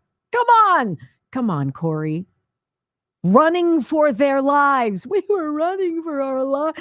Murderous chance. Can we dispel that? murderous chants, calling for death to Mike Pence. Did anybody care about Mike Pence? No, nobody did. Nice try, Corey. Police deaths, multiple police officer deaths. Well, that's a lie. No police officers died that day. Brian Sicknick, we know, died the next day. Don't try to connect them. Roseanne Boyland, you guys beat to a pulp. She's dead, right? Oh, and then one of your Capitol Police guys killed Ashley Babbitt. We're not going to talk about those people and the two others who died, right? It's all the police officers, that tired line of conversation. And Trump was the one who incited it. He returned to the scene of the crime to inspire a riot. This is all you're going to hear. This is all they have left. So the piñata that's hanging by a thread that has been summarily beaten to a pulp by everybody in the world is still being beaten, ladies and gentlemen. It's all they've got. It's not, hey, we've got this great plan. We know things have gotten crazy. Everything's unaffordable. Everybody's unsafe. We've see all these people who other nations have let out of their prisons and their mental institutions, and they've come here. We're gonna clamp down on that. We've got a plan. No, it's all of this other nonsense. And you got lots longer to go through this, okay? Months and months and months. Audio soundbite number 2 on the Milwaukee lies. So Trump said over the weekend, or he said last week, you know what? Talking about having the RNC in Milwaukee, it's another failed blue city. It's like Pittsburgh. It's like Philadelphia. It's like Oakland, like Baltimore, like Minneapolis, like name it. Chicago. How long do you want to go? It is a city with failed leadership that lets criminals go free, where crime is rampant. It's not safe to be on the street ever. And that is what Donald Trump said. That is not how the left is going to portray it. Just so you know, they're going to show you now the new rules of their game. Audio soundbite number 2. It was reported he called Milwaukee a horrible city. This obviously isn't a new thing for him. He called Washington a filthy and crime-ridden embarrassment. He's called Chicago worse than Afghanistan. He once called Baltimore a disgusting rat and rodent-infested mess. I mean, these are America's cities. What do you make of his comments and what's driving it? Well, this is the spirit of the man, and we got to understand this. This is a person who doesn't love America. He demeans and degrades some of our most precious, beloved places. And when he demeans and degrades the places, he demeans and degrades the people that live there. Right. That's exactly what he's doing, Corey. He's talking about what it's like to live in Democrat hellscapes. Because I've got one. At about noontime, I'm going to be leaving the studio and I'm going to be driving home. Along my way home, there are 3 dead deer, ladies and gentlemen. Dead deer that have been there. Brock, that one on the Parkway, on the overpass. How long has it been there? 2 months? At least disintegrating. At least 2 months. We've got right now, it looks like only fur and hooves. That's all that's left. Is there nobody that can pick up a liquefying deer carcass? Can we at least do that? No, we cannot. How about the garbage everywhere? How about the tent cities everywhere? How about the crime everywhere? How about the businesses boarding up and moving out? It's not safe. It's not worth it to work or live in some of these communities. For Donald Trump to say that does not make him a bad guy. It just means he's telling the truth. And they can't run against that because the numbers don't lie. People don't feel safe in what used to be beautiful cities. They've been destroyed. Now, audio soundbite number 3, Trump the divider. This is what you're going to hear. This is another good narrative. Cory Booker is laying out the Democrat platform for you. It's not pro-Joe, it's anti-Donald. And this is Trump the divider. Listen. We don't need a president that punches down, that beats up, that divides us against each other, that degrades people and places. And it's just disheartening to see one of our major political parties elevating someone who doesn't celebrate America. I mean, the rhetoric of Ronald Reagan, of George Bush Sr., I mean, they were about celebrating this country, lifting this country up, seeing it for what it is. Donald Trump, the divider. What a hateful man who goes into neighborhoods we haven't gone in decades because we've just always counted on their vote. That's what they're afraid of. And Cory Booker, with Jen Circleback Psaki laying out basically where we're going to go. And finally, an audio soundbite number 4. This is the meringue topping, shimmering, floating on top, kind of sparkling if you look at it with light. This is what they've wanted. This is all they care about. Don't you forget for 1 minute. He's a convicted criminal. Go. Not only has he had 34 felony convictions, he is a convicted felon, but he has 2 pending federal felony indictments, both for interfering with an election, as well as how he's handled classified documents that endanger our national security. He's got a state felony conviction in Georgia, but that's not all. This guy has also been found by the New York Supreme Court. Him and his organization have been found liable and fined $450 million. The despicable and disgusting things he did to E. Jean Carroll. He's been fined tens of millions of dollars. Even his charitable activities were exposed by a judge to have been corrupt, and for his own personal benefit, he was forced to disband his charitable activities and pay again millions of dollars. Everything he has done in every aspect of his life, business, personal, charity, has now been by federal criminal and civil courts, state and federal criminal and civil courts, has been resoundingly condemned, and he has had to pay out millions of dollars of fines. This is a pattern and practice of who he is. I feel for Cory Booker. Because I'd like to say this to Cory Booker. What disgusting, despicable things did Donald Trump do to E. Jean Carroll? What did he do? She's not my type. That's what he did. I wouldn't have been anywhere near her. Melania or his wife, the model before, or E. Jean Carroll, who thinks rape in a lot of people's minds is sexy. Really? Cory, it's sad. Now, you and I obviously pay a lot of attention to this kind of rhetoric. And so you have to ask yourself, is this permeating into these blue areas? Is this permeating this idea that Cory Booker and Jen Psaki are trying to sow into the fabric of our African American and Hispanic communities? Are they seeing this for what it really is? Now, I'm going to say a growing number. Yeah, absolutely. And that is why Trump going into Philadelphia on Saturday, if we do nothing else on Saturday, I'm going to watch that. Probably on Newsmax. I think it's at 8 o'clock. 7 o'clock, 8 o'clock rally in the heart of one of the Democrats' blue hellscapes where nothing's going right. How's that going to go, Cory? When we come back on the Wendy Bell radio program, how about this? Half of voters expect Joe Biden to do this, blank, during the debate. What do you think it is? Half of voters expect Joe Biden to blank during the first presidential debate. If we make it there, we'll fill in the blank. Think about it next on the Wendy Bell Radio Network.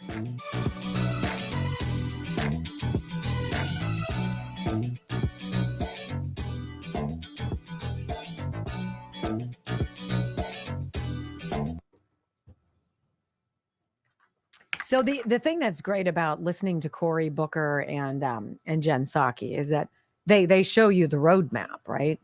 They're giving you all of those marks on the highway. All right, this is where we're going. This is where we're going. It's all old news. It's all so tired. It's all a twist, and it's just so damn predictable, isn't it? I'll say. Hey, Kelly Morgan and Morgane's Fitness invite you to join along. Get your butt in gear. Get on her 90-day Ignite waiting list. Apparently, she's blowing up after some of these testimonials of these men and women going in and losing like 10 inches. What? How about losing 5 pounds of fat and gaining 7 pounds of muscle? like crazy, learning how to eat, learning how to get strong, how to exercise, how to do it predictably, how to show up every day and do it. This is what Kelly Morgan and Morgane's Fitness is all about. Look, and I know that she's Western Pennsylvania, here, Somerset and Cambria counties, 4 locations to choose from. So if you're local, that's fantastic. You can pop in and say hi. But if you're not, and you're interested in the 90-day Ignite, I would get on morgainsfitness.com, MORGAINZ fitness.com. Leave him a message. Say, I want to be a part of this program. Kelly will get in touch with you, put you on the list, and find a way to get you in so that you can also take advantage of the 90-day Ignite program. It works.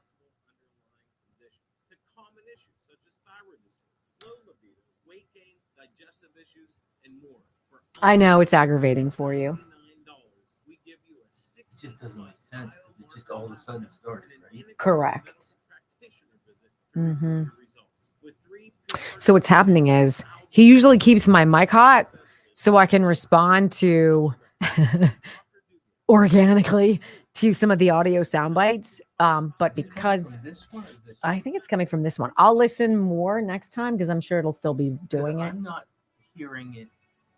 The first time I heard it, yeah. Now I'm not hearing it. All right, so leave mine up. Do we have any sound coming up? We might be done.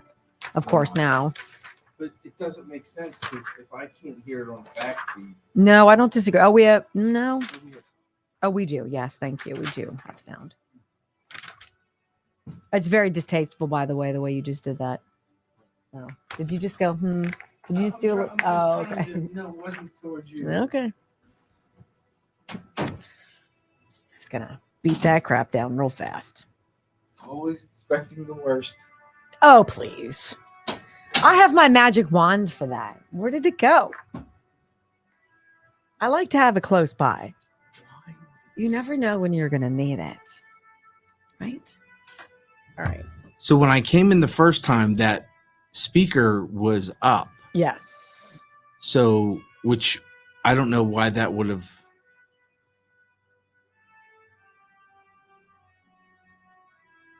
And then I muted the speaker, and it still happened. Hey, Gary, Brock doesn't find that impressive because he doesn't think softball's meaningful. I did not say that. Anybody that gets out and plays, I'm just. Apparently, his sons played with them. Can we get 20 to get to 3,000, please? That'd be great. I'd love 20 people. Don't let her lie to you, Gary. Anyone who gets out and is active and come on, 20 people, thumbs up. You can do this, please. I love that man in his car who's like, we're on to you. We know what you're doing. Oh, poo. Here we go. I'm sorry.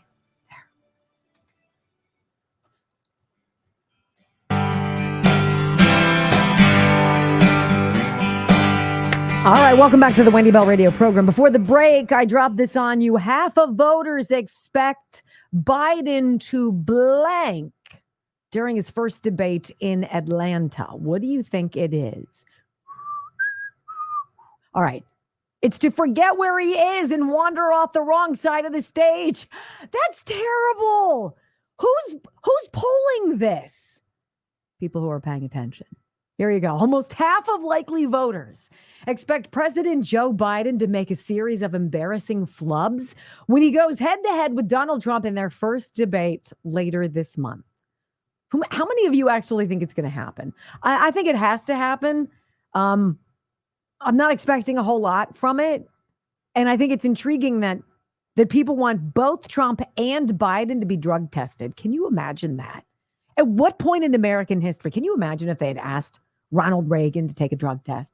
But now we have a guy who clearly has been gone for the last 5 years, who wants to come back and do it again and finish the job. And you've got half of likely voters, 49%, think Joe Biden will forget where he is. 41% say they expect him to walk off the wrong side of the stage, according to a new poll by JL Partners. I have no idea what JL Partners is. I'm sure it's not anything huge, but I think it's an interesting talker. How sad. How sad. We have Russian submarines 90 minutes off of the coast of Florida. hunker down around Cuba. We have hundreds of billions of dollars going to fight a war that Russia wasn't involved in ceasefire peace talks regarding. Because that makes sense. But Zelensky hosted all of these people at some posh 5-star hotel somewhere. Don't tell us it's not a money-making thing. It's all a grift. That's how they want to finish the job, you guys. Another 40% think he's going to have trouble standing up during the CNN debate in Atlanta on June 27th. In contrast, voters expect a domineering performance from his Republican rival. Not so sure domineering is, perhaps they meant dominating. Domineering is sort of like, and overwhelmingly expect him to emerge Trump, the winner. Some 79% expect Trump to interrupt Biden.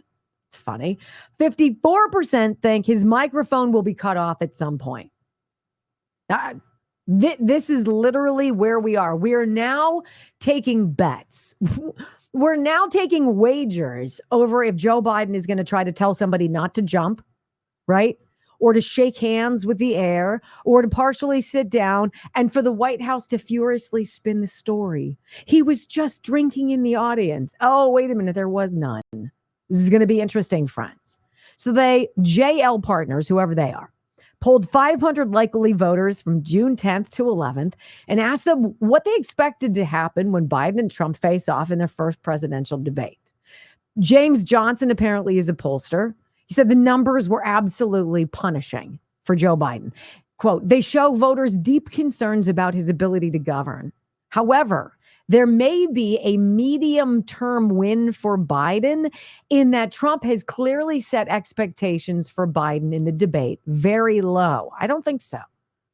If Biden gets through and doesn't have a major mishap, then that will be a win for the president. Isn't that pathetic? He's corrupt, but he's not as corrupt as other people. Doesn't mean that you're a good guy. The two candidates due to face each other again in September to test the public's expectations. They asked 500 likely voters for their views. Half said they expected Trump to win. 39% said they expected Biden to win. I don't know how you would expect that. Almost 3/4 said they thought Biden, who has battled a stammer, it's a stammer, guys, for his entire life, would fluff his words at some point. Can you imagine having people follow you around with the kid gloves this dude has had to help you and soften the blow of how much you suck at every turn so that you are completely protected in everything from your Biden crime family syndicate and the tens of millions of dollars, the diamonds, the cars, the suck, to the classified documents kept at the Penn Biden Center, to the thousands of pages of stuff and the stuff kept in his house that apparently he's not going to get charged for. Meanwhile, your opponent, they have to raid his private house to, quote unquote, find classified marked materials that they created cover sheets to make look worse than they were. I mean, come on. High School Musical. We deserve better. This is pathetic. Both candidates, this poll says, are aging. Biden 81, Trump 78. They both, this poll said, have a tendency to speak in meandering sentences that end suddenly or are filled with non sequiturs. Whatever. Be interesting, you guys. But when a majority of people think that your candidate is not going to be able to make it to even stand up long enough and will probably meander to the wrong side of the stage and will forget where he is or who he is, this is the leader of the free world and he deserves to be reelected? Really? When he wasn't probably the first time? Let's go, Brandon. When we come back, hour number 3 of the, I know, spicy. When we come back on the Wendy Bell Radio program, I want to talk to you about America's children falling in this educational chasm. We've heard places like Minneapolis and Philadelphia and Baltimore and Chicago. What about Iowa? Oh boy, don't miss this. Next on the Wendy Bell Radio Network.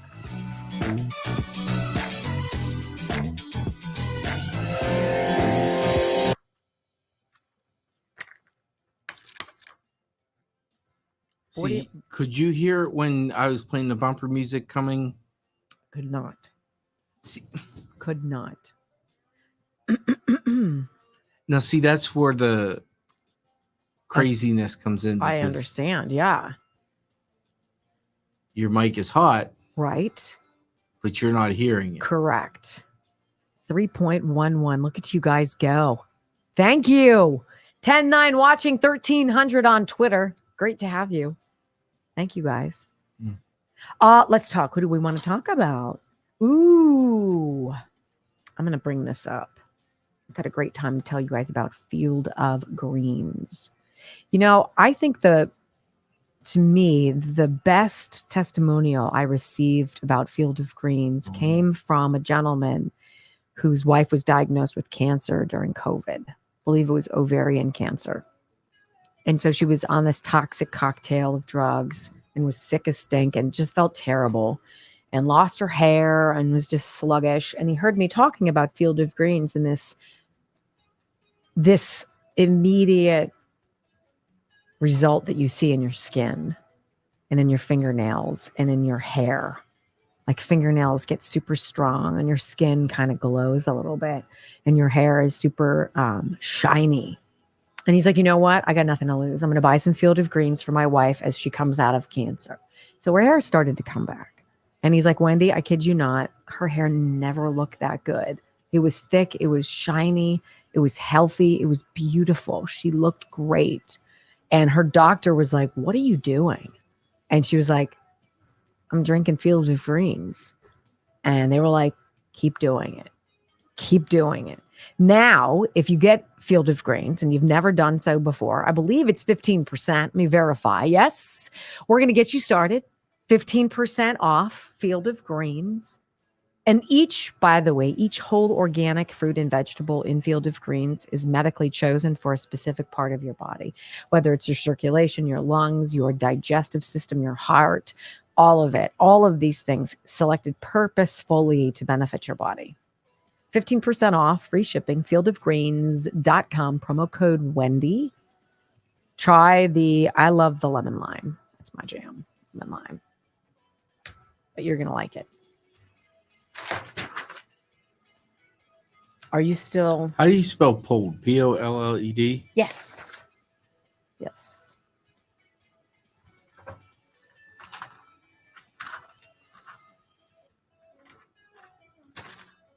You know, we are super blessed. I have a full docket, like every single commercial. I'm tapped. And I want to thank you guys for that. Because of you, our sponsors keep coming back. Because of you, new products come toward us and say, hey, I'd like to talk to you. Because of you, your rumbles, your joining us on our locals page, your support. This doesn't happen without you. So thank you so much. I hope you guys had a wonderful Father's Day. All the dads out there. I was a week off. I was so embarrassed. I forgot to send my dad a card. I had to call him yesterday and be like, I'm a turd and I'm sorry. I have no excuse. So I hope you guys had you fathers out there had a wonderful day. Speaking of Father's Day, the $99 blood work is done, but can I recommend you still call Body by AIM and get your blood work done? It makes such a difference on finding out what is wrong with you. And if you're having a hard time losing weight or you're having joint pain or anything like that, then the blood work will tell you why. It'll tell you what foods you can and can't eat, what foods trigger the inflammation in your body, what your digestive system can't handle. Oh my gosh, you learn so much from this blood work. I mean, I learned I was pre-diabetic from the blood work. It changes how you view everything. And all of a sudden you're like, wait a minute, I don't like gluten. My stomach doesn't like that. Right. Well, let's switch to this. And then all of a sudden you're like, wait a minute, my joints don't kill anymore. What's going on? That was huge for me. Yep. I found out I had low T, which prevents you from losing weight. So remedied that, lost the weight, the T went up.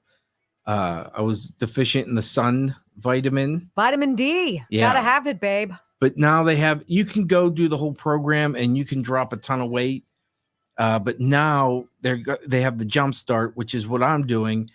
It targets exactly what you need. It's subscription based. Here's what you need. And just that. It's not the big thing. You can pick and choose what you want, which is, I think, ultimately what everybody wants. Very specific to you. Yeah. So give them a call, 412-227-9255. 412-227-9255 or bodybuilding360.com. It works, guys. It works. I still have 4 things to tell you about before the end of the show, so I'll double up here soon, but tomorrow I'm going to have to get better. We totally full docket, which is great today. Love it. Love, love, love it. Super blessed to have wonderful sponsors who trust us and love you guys. And thank you to all the people who say I look great. It's totally because of Body by Aim. If you really think he looks good, you should buy him some Crescent Mountain coffee. But make sure you use the code WBR 2024. That's it. Get some Crescent Mountain coffee. That's not even what I was going to talk about, but I love their coffee. So good.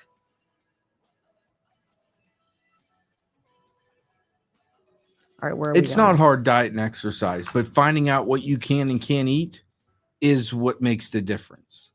That the inflammation was huge for me. Huge. And not hearing him complain was huge for me. Wow. So wow. That's all I'm gonna say is wow. You know what is going on right here? Oh, look at that. Bink. Let's tuck you in, baby. How you doing? 5, 4, 3, 2, 1. Wendy Bell. Inspiring solutions to save America, one show at a time. Are you ready to get on board? When are you guys gonna learn? The more you indict, the more we unite. Facts. It's Trump 2024. We don't care. You heard me? We already made our mind up. You already know when the hood got your back. Man, they deep in the hood. Gangsters hollering about Trump 2024. You heard me? Woo, woo, wah. Gangsters. The hood got this man back. I'm just trying to tell you. You heard me? And we ain't stupid, man. American people, man. We ain't all them talking about lockdowns and back when the masks and all that. You know, they got a new virus coming and it's gonna be, man, nobody don't care. Ain't fooling nobody no more with none of that. You know, new jack, man, nobody being fooled no more. We all the way up, you heard me? It's Trump 2024. That's what it's gonna be, because we ain't having nothing else. From sea to shining sea, 3 hours of bold truth and excellence. The Wendy Bell Radio Program.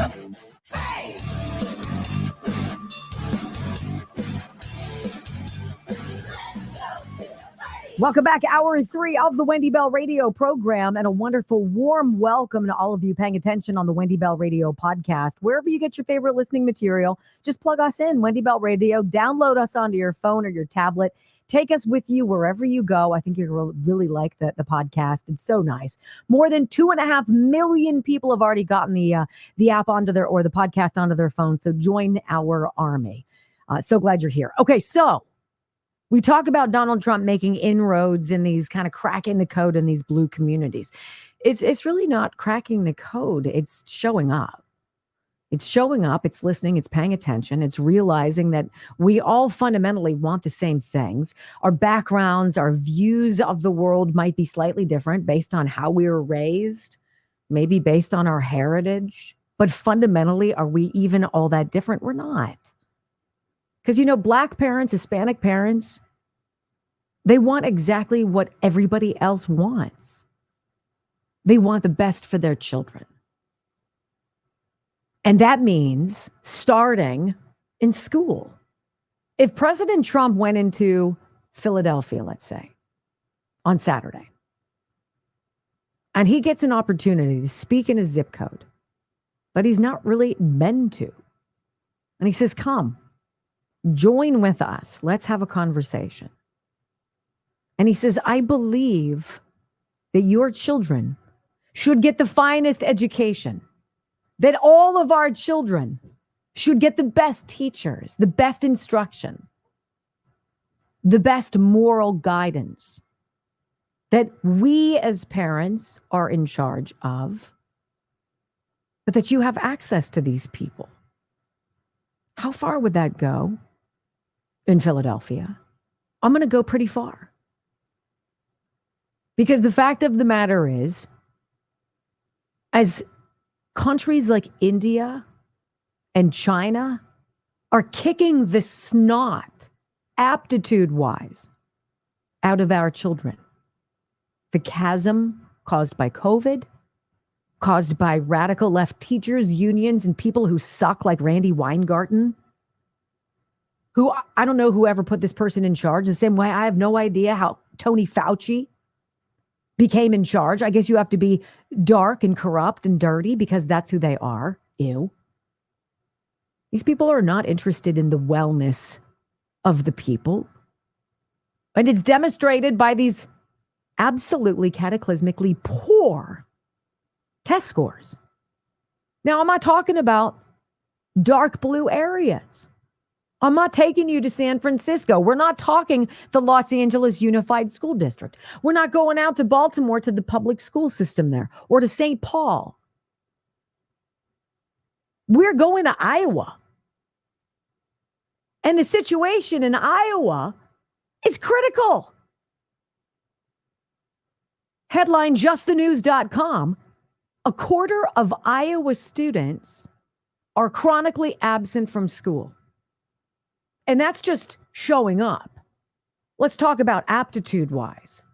68% of fourth graders in Iowa, 68%, so 2 out of every 3, lack reading proficiency. They can't read at a fourth grade level. What's at fourth grade level? Captain Underpants? Roald Dahl? Who is it? It's not even getting into Harry Potter. And 2 out of 3, more than 2 out of 3 Iowa students can't read proficiently in the fourth grade. And then math, almost 3 out of 4. 74% of Iowa's third graders don't have adept math skills, according to this report. What kind of math are you doing in the third grade? Basic stuff, ladies and gentlemen. And our public schools aren't cutting the mustard. Why? Well, let's read into this a little bit. And then I want to share with you some of the priorities of your ridiculous blue triggered woke teachers unions. Are they worried about this number? Are they worried about the chronic failure rate? Are they worried about not being able to read and to write at certain milestone grade levels? No, of course not. Prime opportunity for Donald Trump. Mr. President, if you're listening to me, we want good schools. You know, part of his Project 2025 is blowing up the Department of Education. This whole idea of education, which isn't working because it's another money-making slush fund for the select few. Why in God's green earth did Randy Weingarten go to Davos to speak at the World Economic Forum?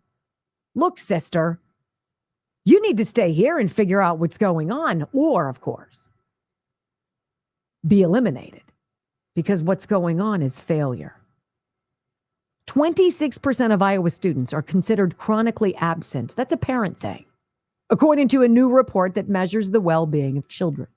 The 2024 Kids Count data book from the Annie E. Casey Foundation ranks Iowa 7th in the country overall, but shows the state is worsening in some areas based on data. And this is just during COVID. This isn't even limping afterwards. This is data from 2019 to 2022. Ladies and gentlemen, since then, we've had Chicago, Minneapolis, St. Paul, Baltimore, and others where 0 out of 2,000 students are proficient in either math or reading. I'm sorry. That sounds like a big red flag to me. Academic outcomes are worsening. 67% of the state's fourth graders not proficient in reading, compared to 65% in 2019. I mean, like, what are we doing? In what world is a failure rate of 67% acceptable? And at what point is this acceptable with our most precious commodities? Our children, the future of this country. 72% of the state's third graders not skilled at math. Nationally, 68% of fourth graders lack reading proficiency.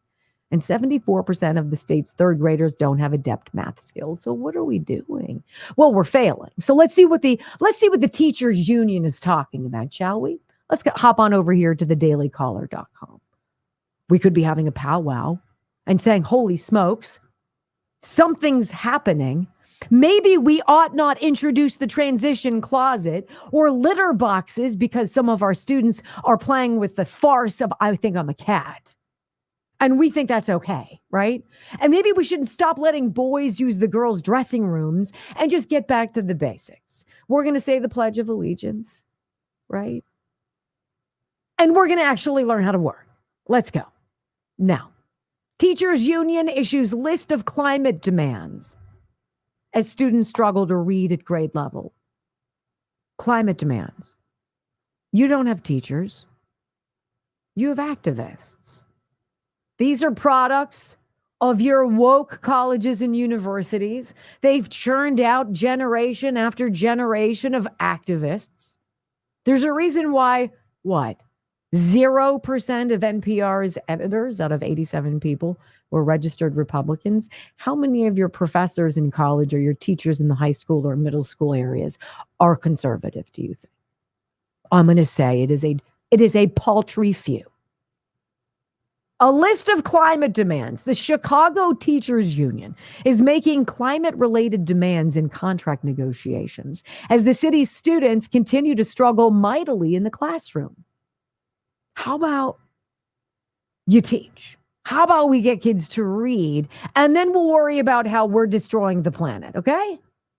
Chicago's Teachers Union is pushing the city to include initiatives like electric school buses. Brock, how have they been doing well in Minnesota and other places like that, Portland? Yeah, sure. Breaking down. Nobody's using them. Can't start. They're $500,000 each. Nobody knows how to fix them. The batteries, when they go sideways. No chargers. Kind of screwed on the side of the road. And how about that infrastructure? The billions of dollars to build all the charging stations, of which there have been, 8? 8 built with your money? Great job, guys. The union is also demanding the removal of all lead pipes in school buildings, replacement of windows that do not open, and the creation of a climate champion role at each school to organize climate-related initiatives and activities. Some people will not be saved. The Department of Education is not something that's going to be saved. It needs to be blown up, reimagined, reinstituted with a focus on, I know this is crazy and I'm sorry. How about education? That's where I'm going. Good job, Chicago. We're so proud of you. You know, it is a race to the bottom on the left. Who can be the biggest victim? You thought Juicy Smollett was a victim. Well, some guy from Texas might just take the cake. It doesn't involve a noose, which is brazen, but it's close. I've got it for you, ladies and gentlemen, next on the Wendy Bell Radio Network.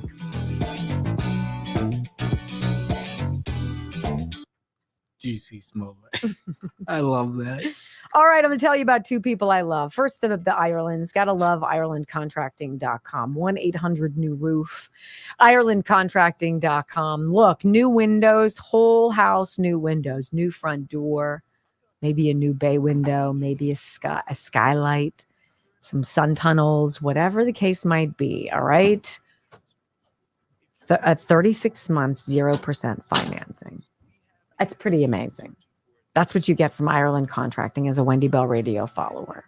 New roof, Owens Corning, platinum preferred vendor. That means that they are the top 1% of all roofers in the country, according to Owens Corning. Ask about Midnight Plum. So nice. How about home exterior electrical work? Ask for Dan, the Ireland Sun.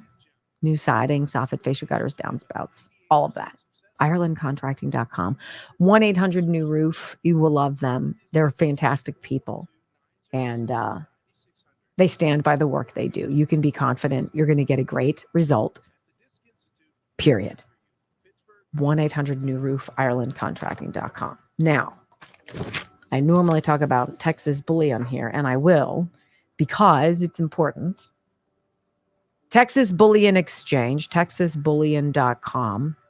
The peace of mind you get when you speak with someone who knows a lot about precious metals investing and whether or not it's something that you can fit into your budget, into your future savings, you find that when you get in touch with Texas Bullion as a Wendy Bell Radio listener, right? 855-927-5557. That is the number for Wendy Bell Radio listeners to Texas Bullion Exchange. 855-927-5557. I was just listening to Janet Yellen speaking earlier. I can't play her audio for you because I respect you too much, and I personally would want to jump off a cliff. So, but these are the morons who are in charge of our fiscal policy, who are in charge of interest rates, who are in charge of monetary policy decisions. And if that scares you to death, because it scares me, that's where Texas Bullion Exchange comes into play, right? Call 855-927-5557. Tell them what you're trying to accomplish. They will talk with you. They will come up with a plan with you, and you'll have that peace of mind. Some people like physical precious metals in their hands. I don't mind holding on to gold bars. I'll just tell you. All right, Mr. Menendez. Right? I don't mind doing that. Anybody has a gold bar they want to shoot me? He probably should have went through Texas Bullion. Gone. Have gone. You should have gone to TexasBullion.com. 855-927-5557. Get in touch with them. They're fantastic. Really? I mean, don't alarms go off in your head? And don't you just feel like your face is going to explode when you say that? Because that's what happens on my side of the class. You see that? Okay.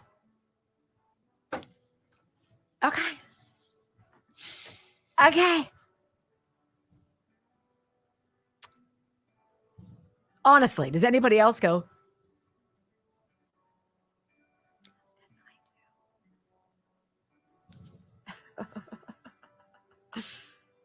I mean, seriously, no, got nothing. You got nothing. You've no rebuttal. Nothing. I'm just gonna keep my mouth shut. Is that so? Gonna keep my mouth shut. Really? Never, ever. Gonna keep my mouth have shut. Went ever, never, ever, ever, never. See, we need quality teachers.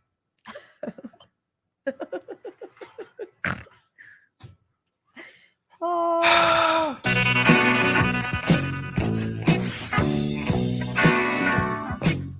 So the whole Jussie Smollett thing was just, I never heard of the guy's name before until he decided to, walk around Chicago, pretend he got beaten up, put a noose around his neck, splash some bleach on him like it was aftershave, and allege that he was a victim of a hate crime.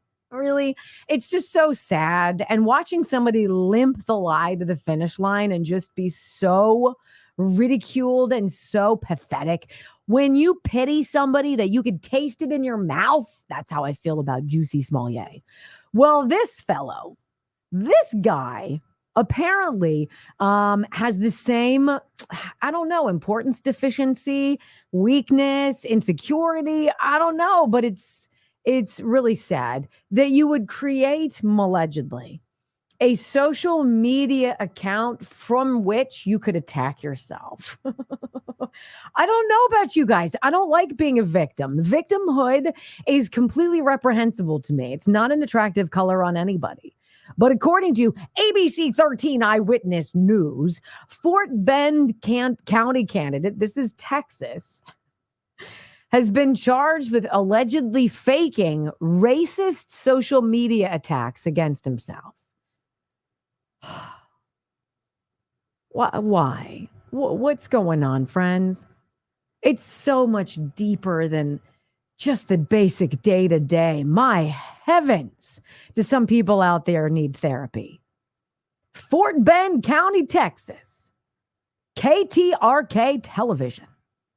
The Democratic challenger for Fort Bend County Precinct 3 Commissioner. It's a county freaking commissioner, you guys. This guy's not looking to be a United States senator. He's not making up crap to be that. He just wants to be a county commissioner. Facing charges for allegedly creating a fake social media account to post racial comments directed at himself after the Republican incumbent requested an investigation last year. Look, people can smell it a mile away. And according to arrest warrant documents, Precinct 3 Commissioner Andy Myers requested the Fort Bend County DA's office begin an investigation last October regarding the source behind several social media posts directed to his opponent, Teral Patel. This came after the 30-year-old Patel issued a statement on his social media accounts with a collage of racist posts that he claimed were directed at him. Come on. It's like showing up when the cops come an hour later with the noose still on. Really? Somebody needs to teach these people how to be better at their lies. Although many of the usernames were concealed, Myers told investigators he recognized an account that went by the name Antonio Scallywag as someone who had attacked him before. Attacked him. All right. Myers is the Republican incumbent. This Patel guy is a Democratic challenger. The DA's office issued a subpoena to Facebook and Google, which allowed them to obtain account data that matched Patel's address, phone number, Texas driver's license number, bank. The only thing he didn't do is give them a swab of his saliva so they could have his DNA. I mean, like, this is me. This is my account. Brock, I mean, he's the poor man's Jesse Smollett. Come on. It wasn't even attempted to be good. Seriously? They found his address, phone number, Texas driver's license number, his bank card number, and other personal information attached to the account from which he said he was getting racially abused. You know, look, there are racists out there. I don't know them. I've never met someone who said something to me that was gross or off color about somebody else. It's not the kind of people I hang out with. I don't know who these extreme people are. I don't know. But if you have to manufacture racism to play some kind of a card, to gin up sympathy, because you don't have good ideas, why not just go out there and tell the truth? Does that not work anymore? Am I so out, right? I'm never coming back in because I still believe in that. Tell the truth. Don't lie. Do unto others. Care about the less fortunate. Look out for children and the elderly. Volunteer when you can, right? Pick up garbage when you're walking your dog. I mean, it's so exhausting. Do you think he'll get death threats? Is that the next step for him? That's so sad that you even said that. Yes, he will. Of course he will. All right. Now, I had alluded before that weirdo story that it is a race to the bottom. This dude is a contender, but he might not be the winner because we still haven't taken you to the West Coast. Let's go left and let's find out what's going on with these U-turn signs, which are apparently homophobic, don't you know? You need this. It's worthwhile. Next on the Wendy Bell Radio Network.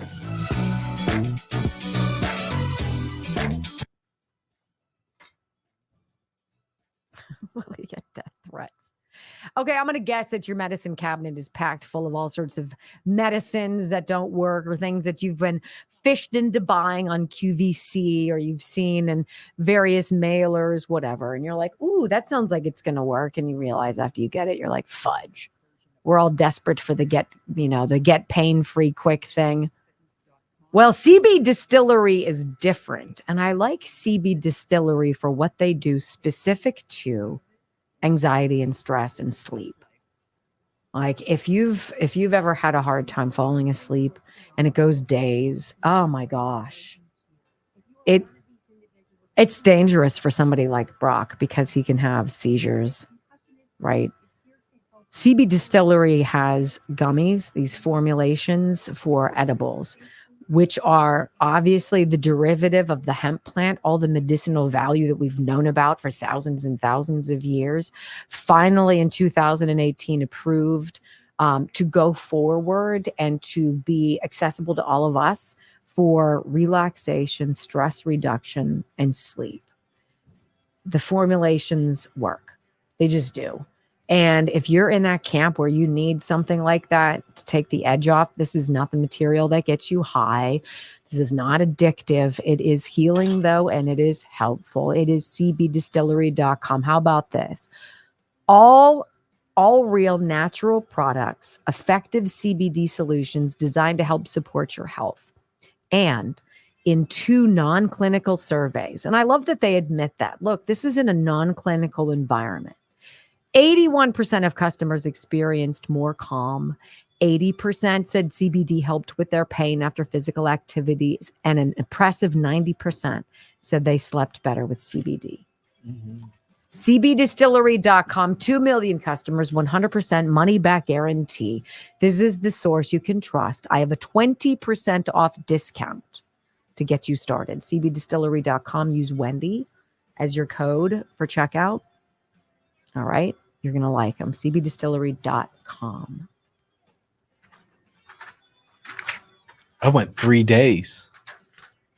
What do you mean? And took a gummy. Oh, yes. And slept like an absolute baby. I know that you were really, really struggling. So thank goodness for that. So I was in the shower. I want to talk quickly about Patriot Switch because I came home from Cedar Point. Our construction in our side of the house has been completed. So Joe and I have this lovely new bathroom and bedroom. And I haven't been down the hall where the boys shower. And they have these back-to-back bathrooms. One has a tub and a shower curtain. One has a glass shower. And obviously nobody's cleaning anything. So I was like, It was so bad. It was so, thank goodness. Thank goodness. I scrubbed everything, got inside, scrubbed it all down using like abrasive stuff, and it still wasn't clean. I could tell on the shower door, there was still this film. It was totally making me angry. So I went and I got the tub and towel cleaner that I keep in our bathroom. And I was just like, psh, psh, psh, psh, psh, psh, and I let it go. And then I just gently rubbed it off. All the soap scum gone. On the walls, you could feel it. Gone. Look. When you can move your money away from products whose companies don't support you and your values, and you can get demonstrably superior products at a commensurate, if not better price, and you can order them from the comfort of your home and they get shipped to your house in 48 hours, and there's 450 different things from soap to cosmetics to deodorant to toothpaste to laundry soap to cleaning your floors to cleaning everything. 450 products. If you're ready to make the switch, like my family was, join us. PatriotSwitch.com/Wendy. It's so freaking worth it. It's so worth it. PatriotSwitch.com/Wendy. Stuff's just, I still say the scented oil jobbies, off the charts. Off the charts. Everything they make is just better. Better. I'm hooked on the bars now. Oh, I know. I just ate one this morning. So did I. Access bars. exercise with proven technology, turn fat into fuel. I've got some zhuzh. What can you do about that? All I know is the raspberry one's the best. Let's go. Period. Well, and their seasonings. I love their seasonings. The Riverbend Ranch stuff. Mm-hmm. They need to make bigger bottles, bigger jars of them, because I have a lot of people I feed. So, me not being one of them. Really, now I have to feed you as well. It's not just pay you. Well, it's not like I don't earn it. Never said you didn't. Way to be exceedingly defensive. Here we go. All right. Download it. If it's not working for you, you've got the old app, download the new app. Please download the new app. The old app will not work. You might as well get rid of it. I really needed to go to the bathroom. Damn it. Oh, this dude making up social media posts on himself. Come on, bro. That's so sad. There it is. We have 200 to get to 3.5. We can do it. Right? We can do it.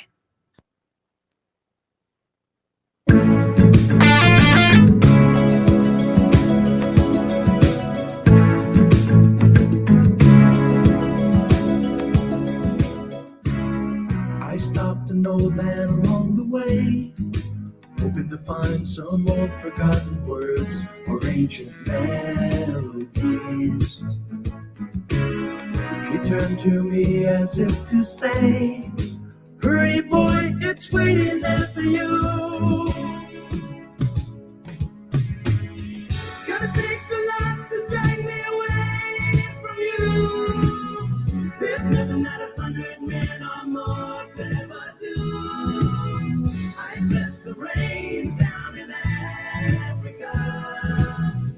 Gonna take some time to do the things we never did.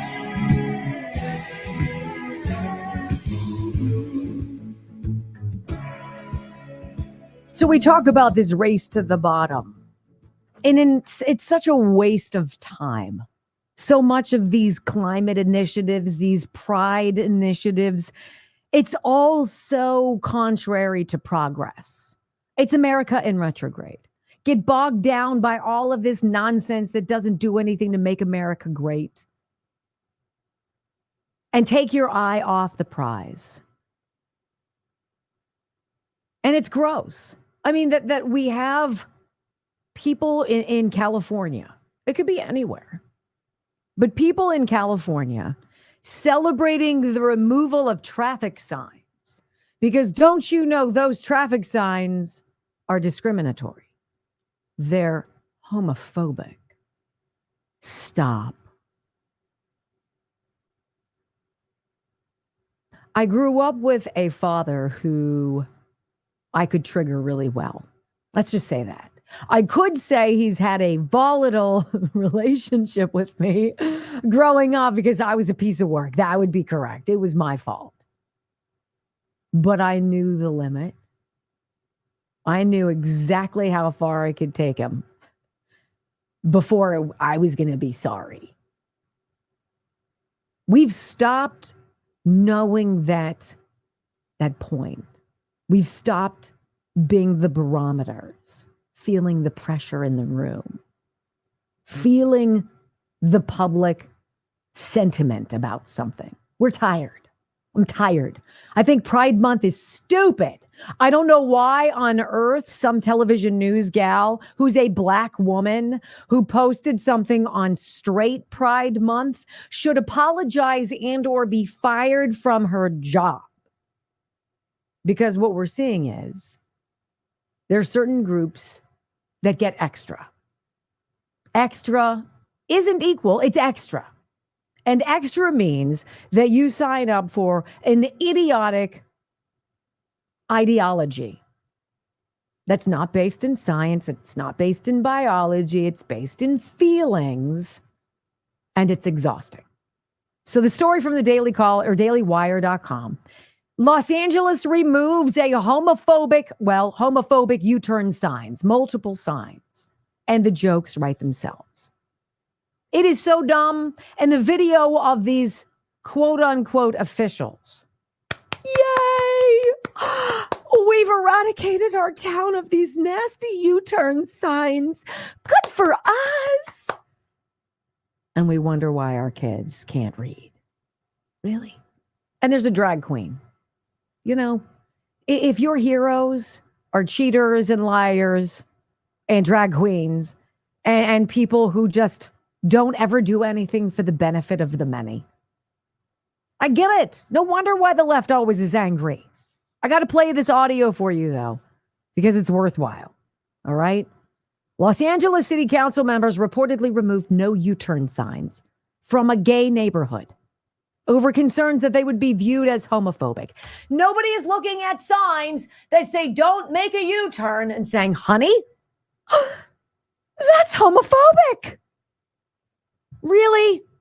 Should we get these people in touch with the Juicy Smollett lookalike or wannabe guy in Texas who created his own hate mail? I'm a victim. According to a Los Angeles news affiliate, the signs that were removed had been put up in 1997 after locals complained about gay men cruising in the residential areas near popular gay bars while looking for dates. Several no cruising signs were also put up around the same time. They were taken down after a Silver Lake Neighborhood Council vote in 2011. This is what they're focused on. This is where we are. I'm tapping out. I believe in bigger things, more important stuff. 2 audio sound bites. This is the ABC affiliate in the area. This is how they're going to tell you how much all of this ideology, all of this stuff sucks. Audio sound bite 1, go.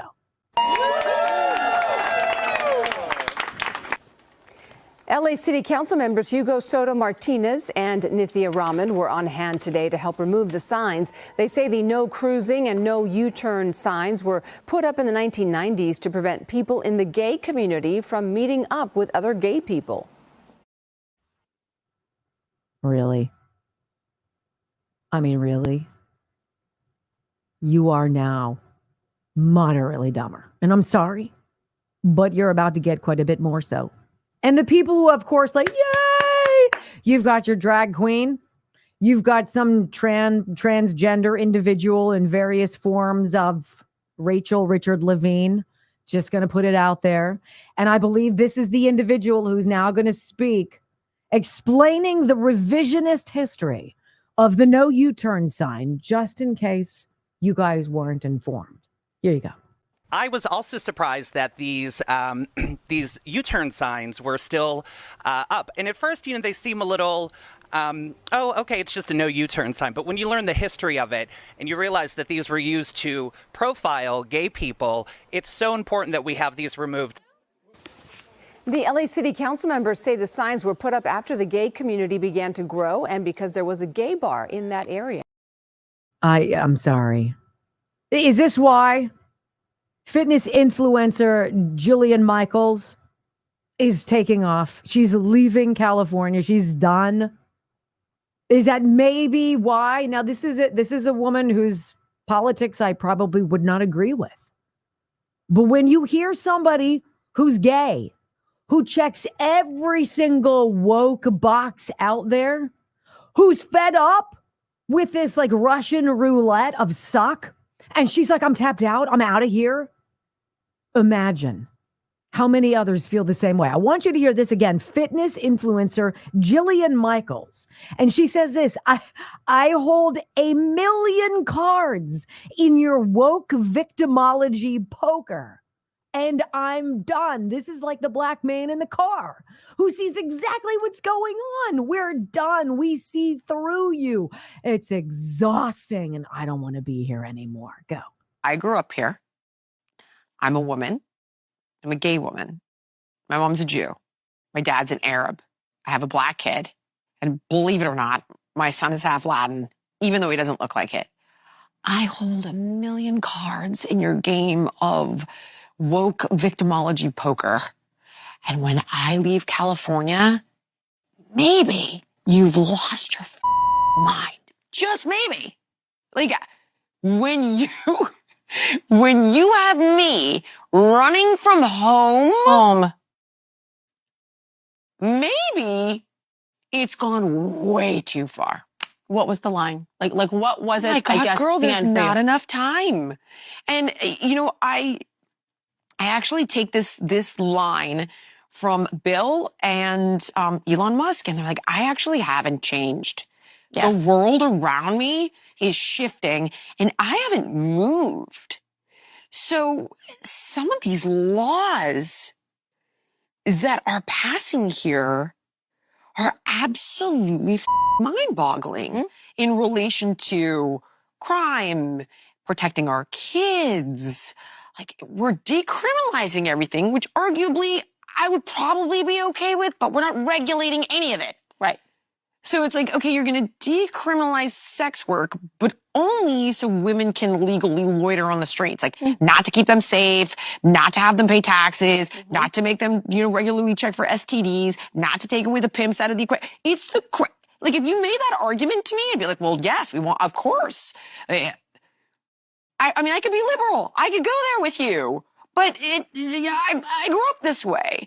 But when it's like, oh, and then what we're going to do is we're going to pass a law for LGBTQ rights so that 24-year-old men can sleep with 14-year-old boys and not have to register as a sex offender because it's just not fair to the gays. I'm like, what? It's what? Like, I don't know if you saw that one. That was like, I think early 2020 when they passed that law. Mm-hmm.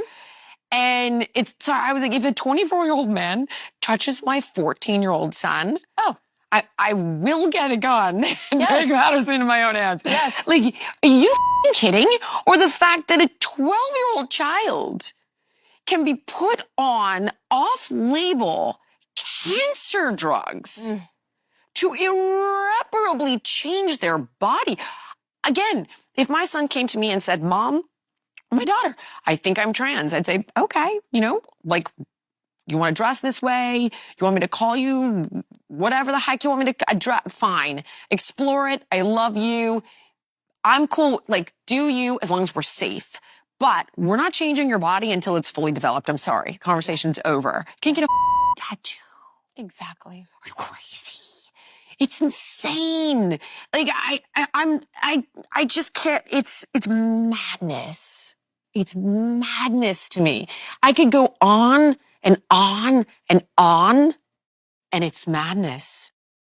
Total madness. Like, everybody has a different tapping out moment. And she checks every box. She says it. I'm here in every aspect of your woke victimology poker. And you've lost me. Look, and I'm going to go back to the very beginning of the program. There is a reporter and the Tennessee Star, the news operation itself, in hot water for revealing details from a lunatic's manifesto. Now, if that lunatic had been a MAGA hat-wearing Republican, that would have been blasted all over the evening news. It would be on billboards. There'd be pictures of it with Donald Trump superimposed in it. But if it's somebody who's off the rails because their ideology on the left is tragic, it is dangerous, it is unreasonable, and it's naughty, then throw the person who exposed it in prison? Look, it's not just you and myself who are seeing this. The ripple effect is wide. It is vast. And it's coming to them. When we come back, how about this? In today's I'm No Doctor files, I think we all could have figured this out. Big news about the number of kids who grow out of transgenderism. No duh. You mean it's a fad? Shut up.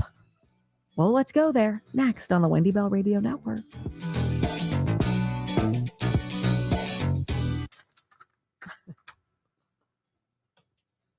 Say what? It's just crazy. Crazy, and yet it's not like we didn't see that a long time ago, right? No. My only logical question now. Yes. And I may be off base. Taking down those signs where there was a no U-turn, does that now make a U-turn a hate crime? Wow. That's a new wrinkle. Not sure about that. What did they just recently say was a hate crime or something was terrible if you did We this? made you did skid that? marks on the That's street. it. That's it. Yeah, if you're that's a if you're hate doing crime. donuts, Or you have donuts, you're a kid and you have a scooter and it leaves a mark. Yeah, you can be felonies. Yeah. this is why I'm saying, like, if Cory Booker can come out and lie on national television and say that Donald He's Trump allowed, he's a politician. incited a riot and that 4 police officers died, right? And that Donald Trump is racist, and he said Milwaukee is a crap hole, and he raped E. Jean Carroll, and he stole classified documents and tried to hide it, and he tried to interfere with the election, and he overvalued his businesses and should be fined hundreds of millions of dollars. If you don't think all of that is coming to a neighborhood near you, wake up. If Donald Trump said Pittsburgh's become an S-hole, I'd be like, I don't disagree with you. Yeah. You know, I got crime's up. Marcus is I had to name the decomposing carcass because as I'm leaving, we leave the studio. Brock goes one way, I go the other, and it's within 3 or 4 minutes that I get to that critical part of my journey, and I ring him and I'm like, it's still here. And he's like, finally, freaking name it. And I'm like, ew, that's so Marcus. I called it JB and just laying there doing nothing. So gross. Decomposing. So gross. Did we hit 3.5? Let's see. 150.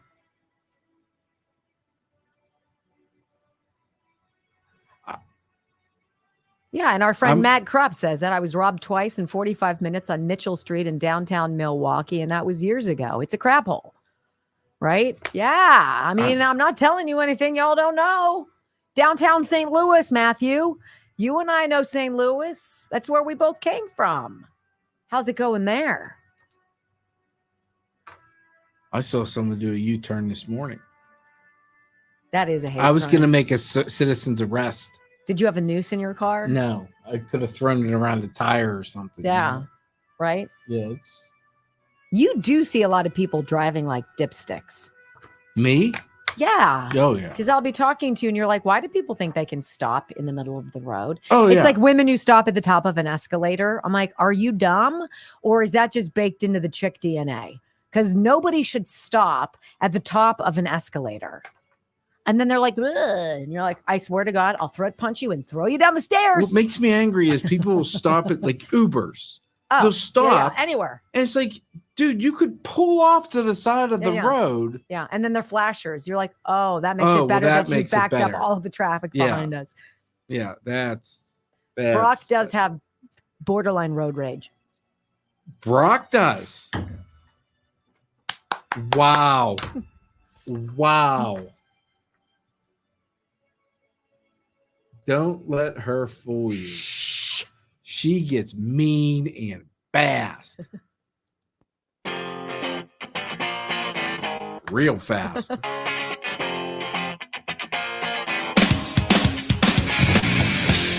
All right. So some of this stuff that goes on is just, it's so demonstrably a joke. But when it deals with our kids, when it deals with preying on kids, I think everybody can kind of agree that is a line too far. You've gone too far. And the pushback against, by and large, conservative parents, it should not make you conservative to not want children in elementary schools to see pornographic depictions of sex. You know, our kids have a long time to grow up. And it is our job to protect them as long as we can and to educate them the way we see fit about the reality of the world. They don't need to stumble upon graphic depictions of oral sex in the elementary school library, right?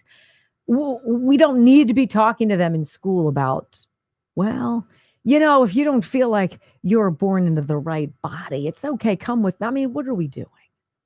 And then we see the absolute abject depravity in the state legislature in California, where A simple bill that would make buying a 16 or a 17-year-old and having sex with them a felony from a misdemeanor. Having that get shot down by your Democrat majority California legislature kind of tells you everything you need to know about where the heck we are. I don't want to be anywhere near those people. That's indefensible to me. This coming out now, it's almost like we could have predicted this several years ago. And it's so frustrating. Where are the voices of common sense? Because this is the headline from the Gateway Pundit. My headline is no duh. Theirs is German study shows vast majority of people will grow out of transgenderism within 5 years. What? You mean it's like a trend? It's like a fad? It's glorified on television and all of this stuff? Yeah. Go figure. Let's dive into it. A massive, years-long study shows the overwhelming majority of young people who identify as transgender will grow out of the diagnosis within 5 years. Unless, of course, and this is a Wendy addendum, it's not part of the study, unless, of course, there's an adult waiting in the wings to take their hand and help them with their grooming. Researchers who tracked all children and young adults diagnosed with gender dysphoria over a 9-year period found a similar supermajority of trans people suffered from at least one other psychological condition. You don't freaking say. You guys think Audrey Hill was all that and a bag of donuts? No, girl was off a rocker. Sucks. Stop trying to hide it. We know what's going on. The Central Institute for Statutory Health Insurance in Germany reviewed all of the medical billing records from the nation's healthcare providers for insured people between the ages of 5 and 24 diagnosed with gender identity. Hey, anybody who's 5 and diagnosed with that doctor needs to be their medical license taken away. That's a danger. Researchers then combed through the data to identify trends in the number of children and adolescents diagnosed with transgenderism, including the prevalence, demographics, and duration of those struggling with their gender identity. 2 out of 3 young people medically diagnosed with gender dysphoria, because I'm going to go with there's probably a pretty good payout for such a diagnosis. Just going to say 2 out of 3 will no longer identify as a member of the opposite sex within 5 years. Researchers found overall 63.6% of trans children and adolescents desisted, meaning moved away from that clinically confirmed gender diagnosis. And only 36.4% had a confirmed gender identity disorder diagnosis after 5 years. Can we agree to stop the freaking madness? Can we agree that the CDC probably should modify on its homepage its suggestion that all pregnant women still get the jab? Can we please agree on that? Do we know enough? We do. Nearly 3/4 of young people who identify as transgender had at least one other psychiatric condition.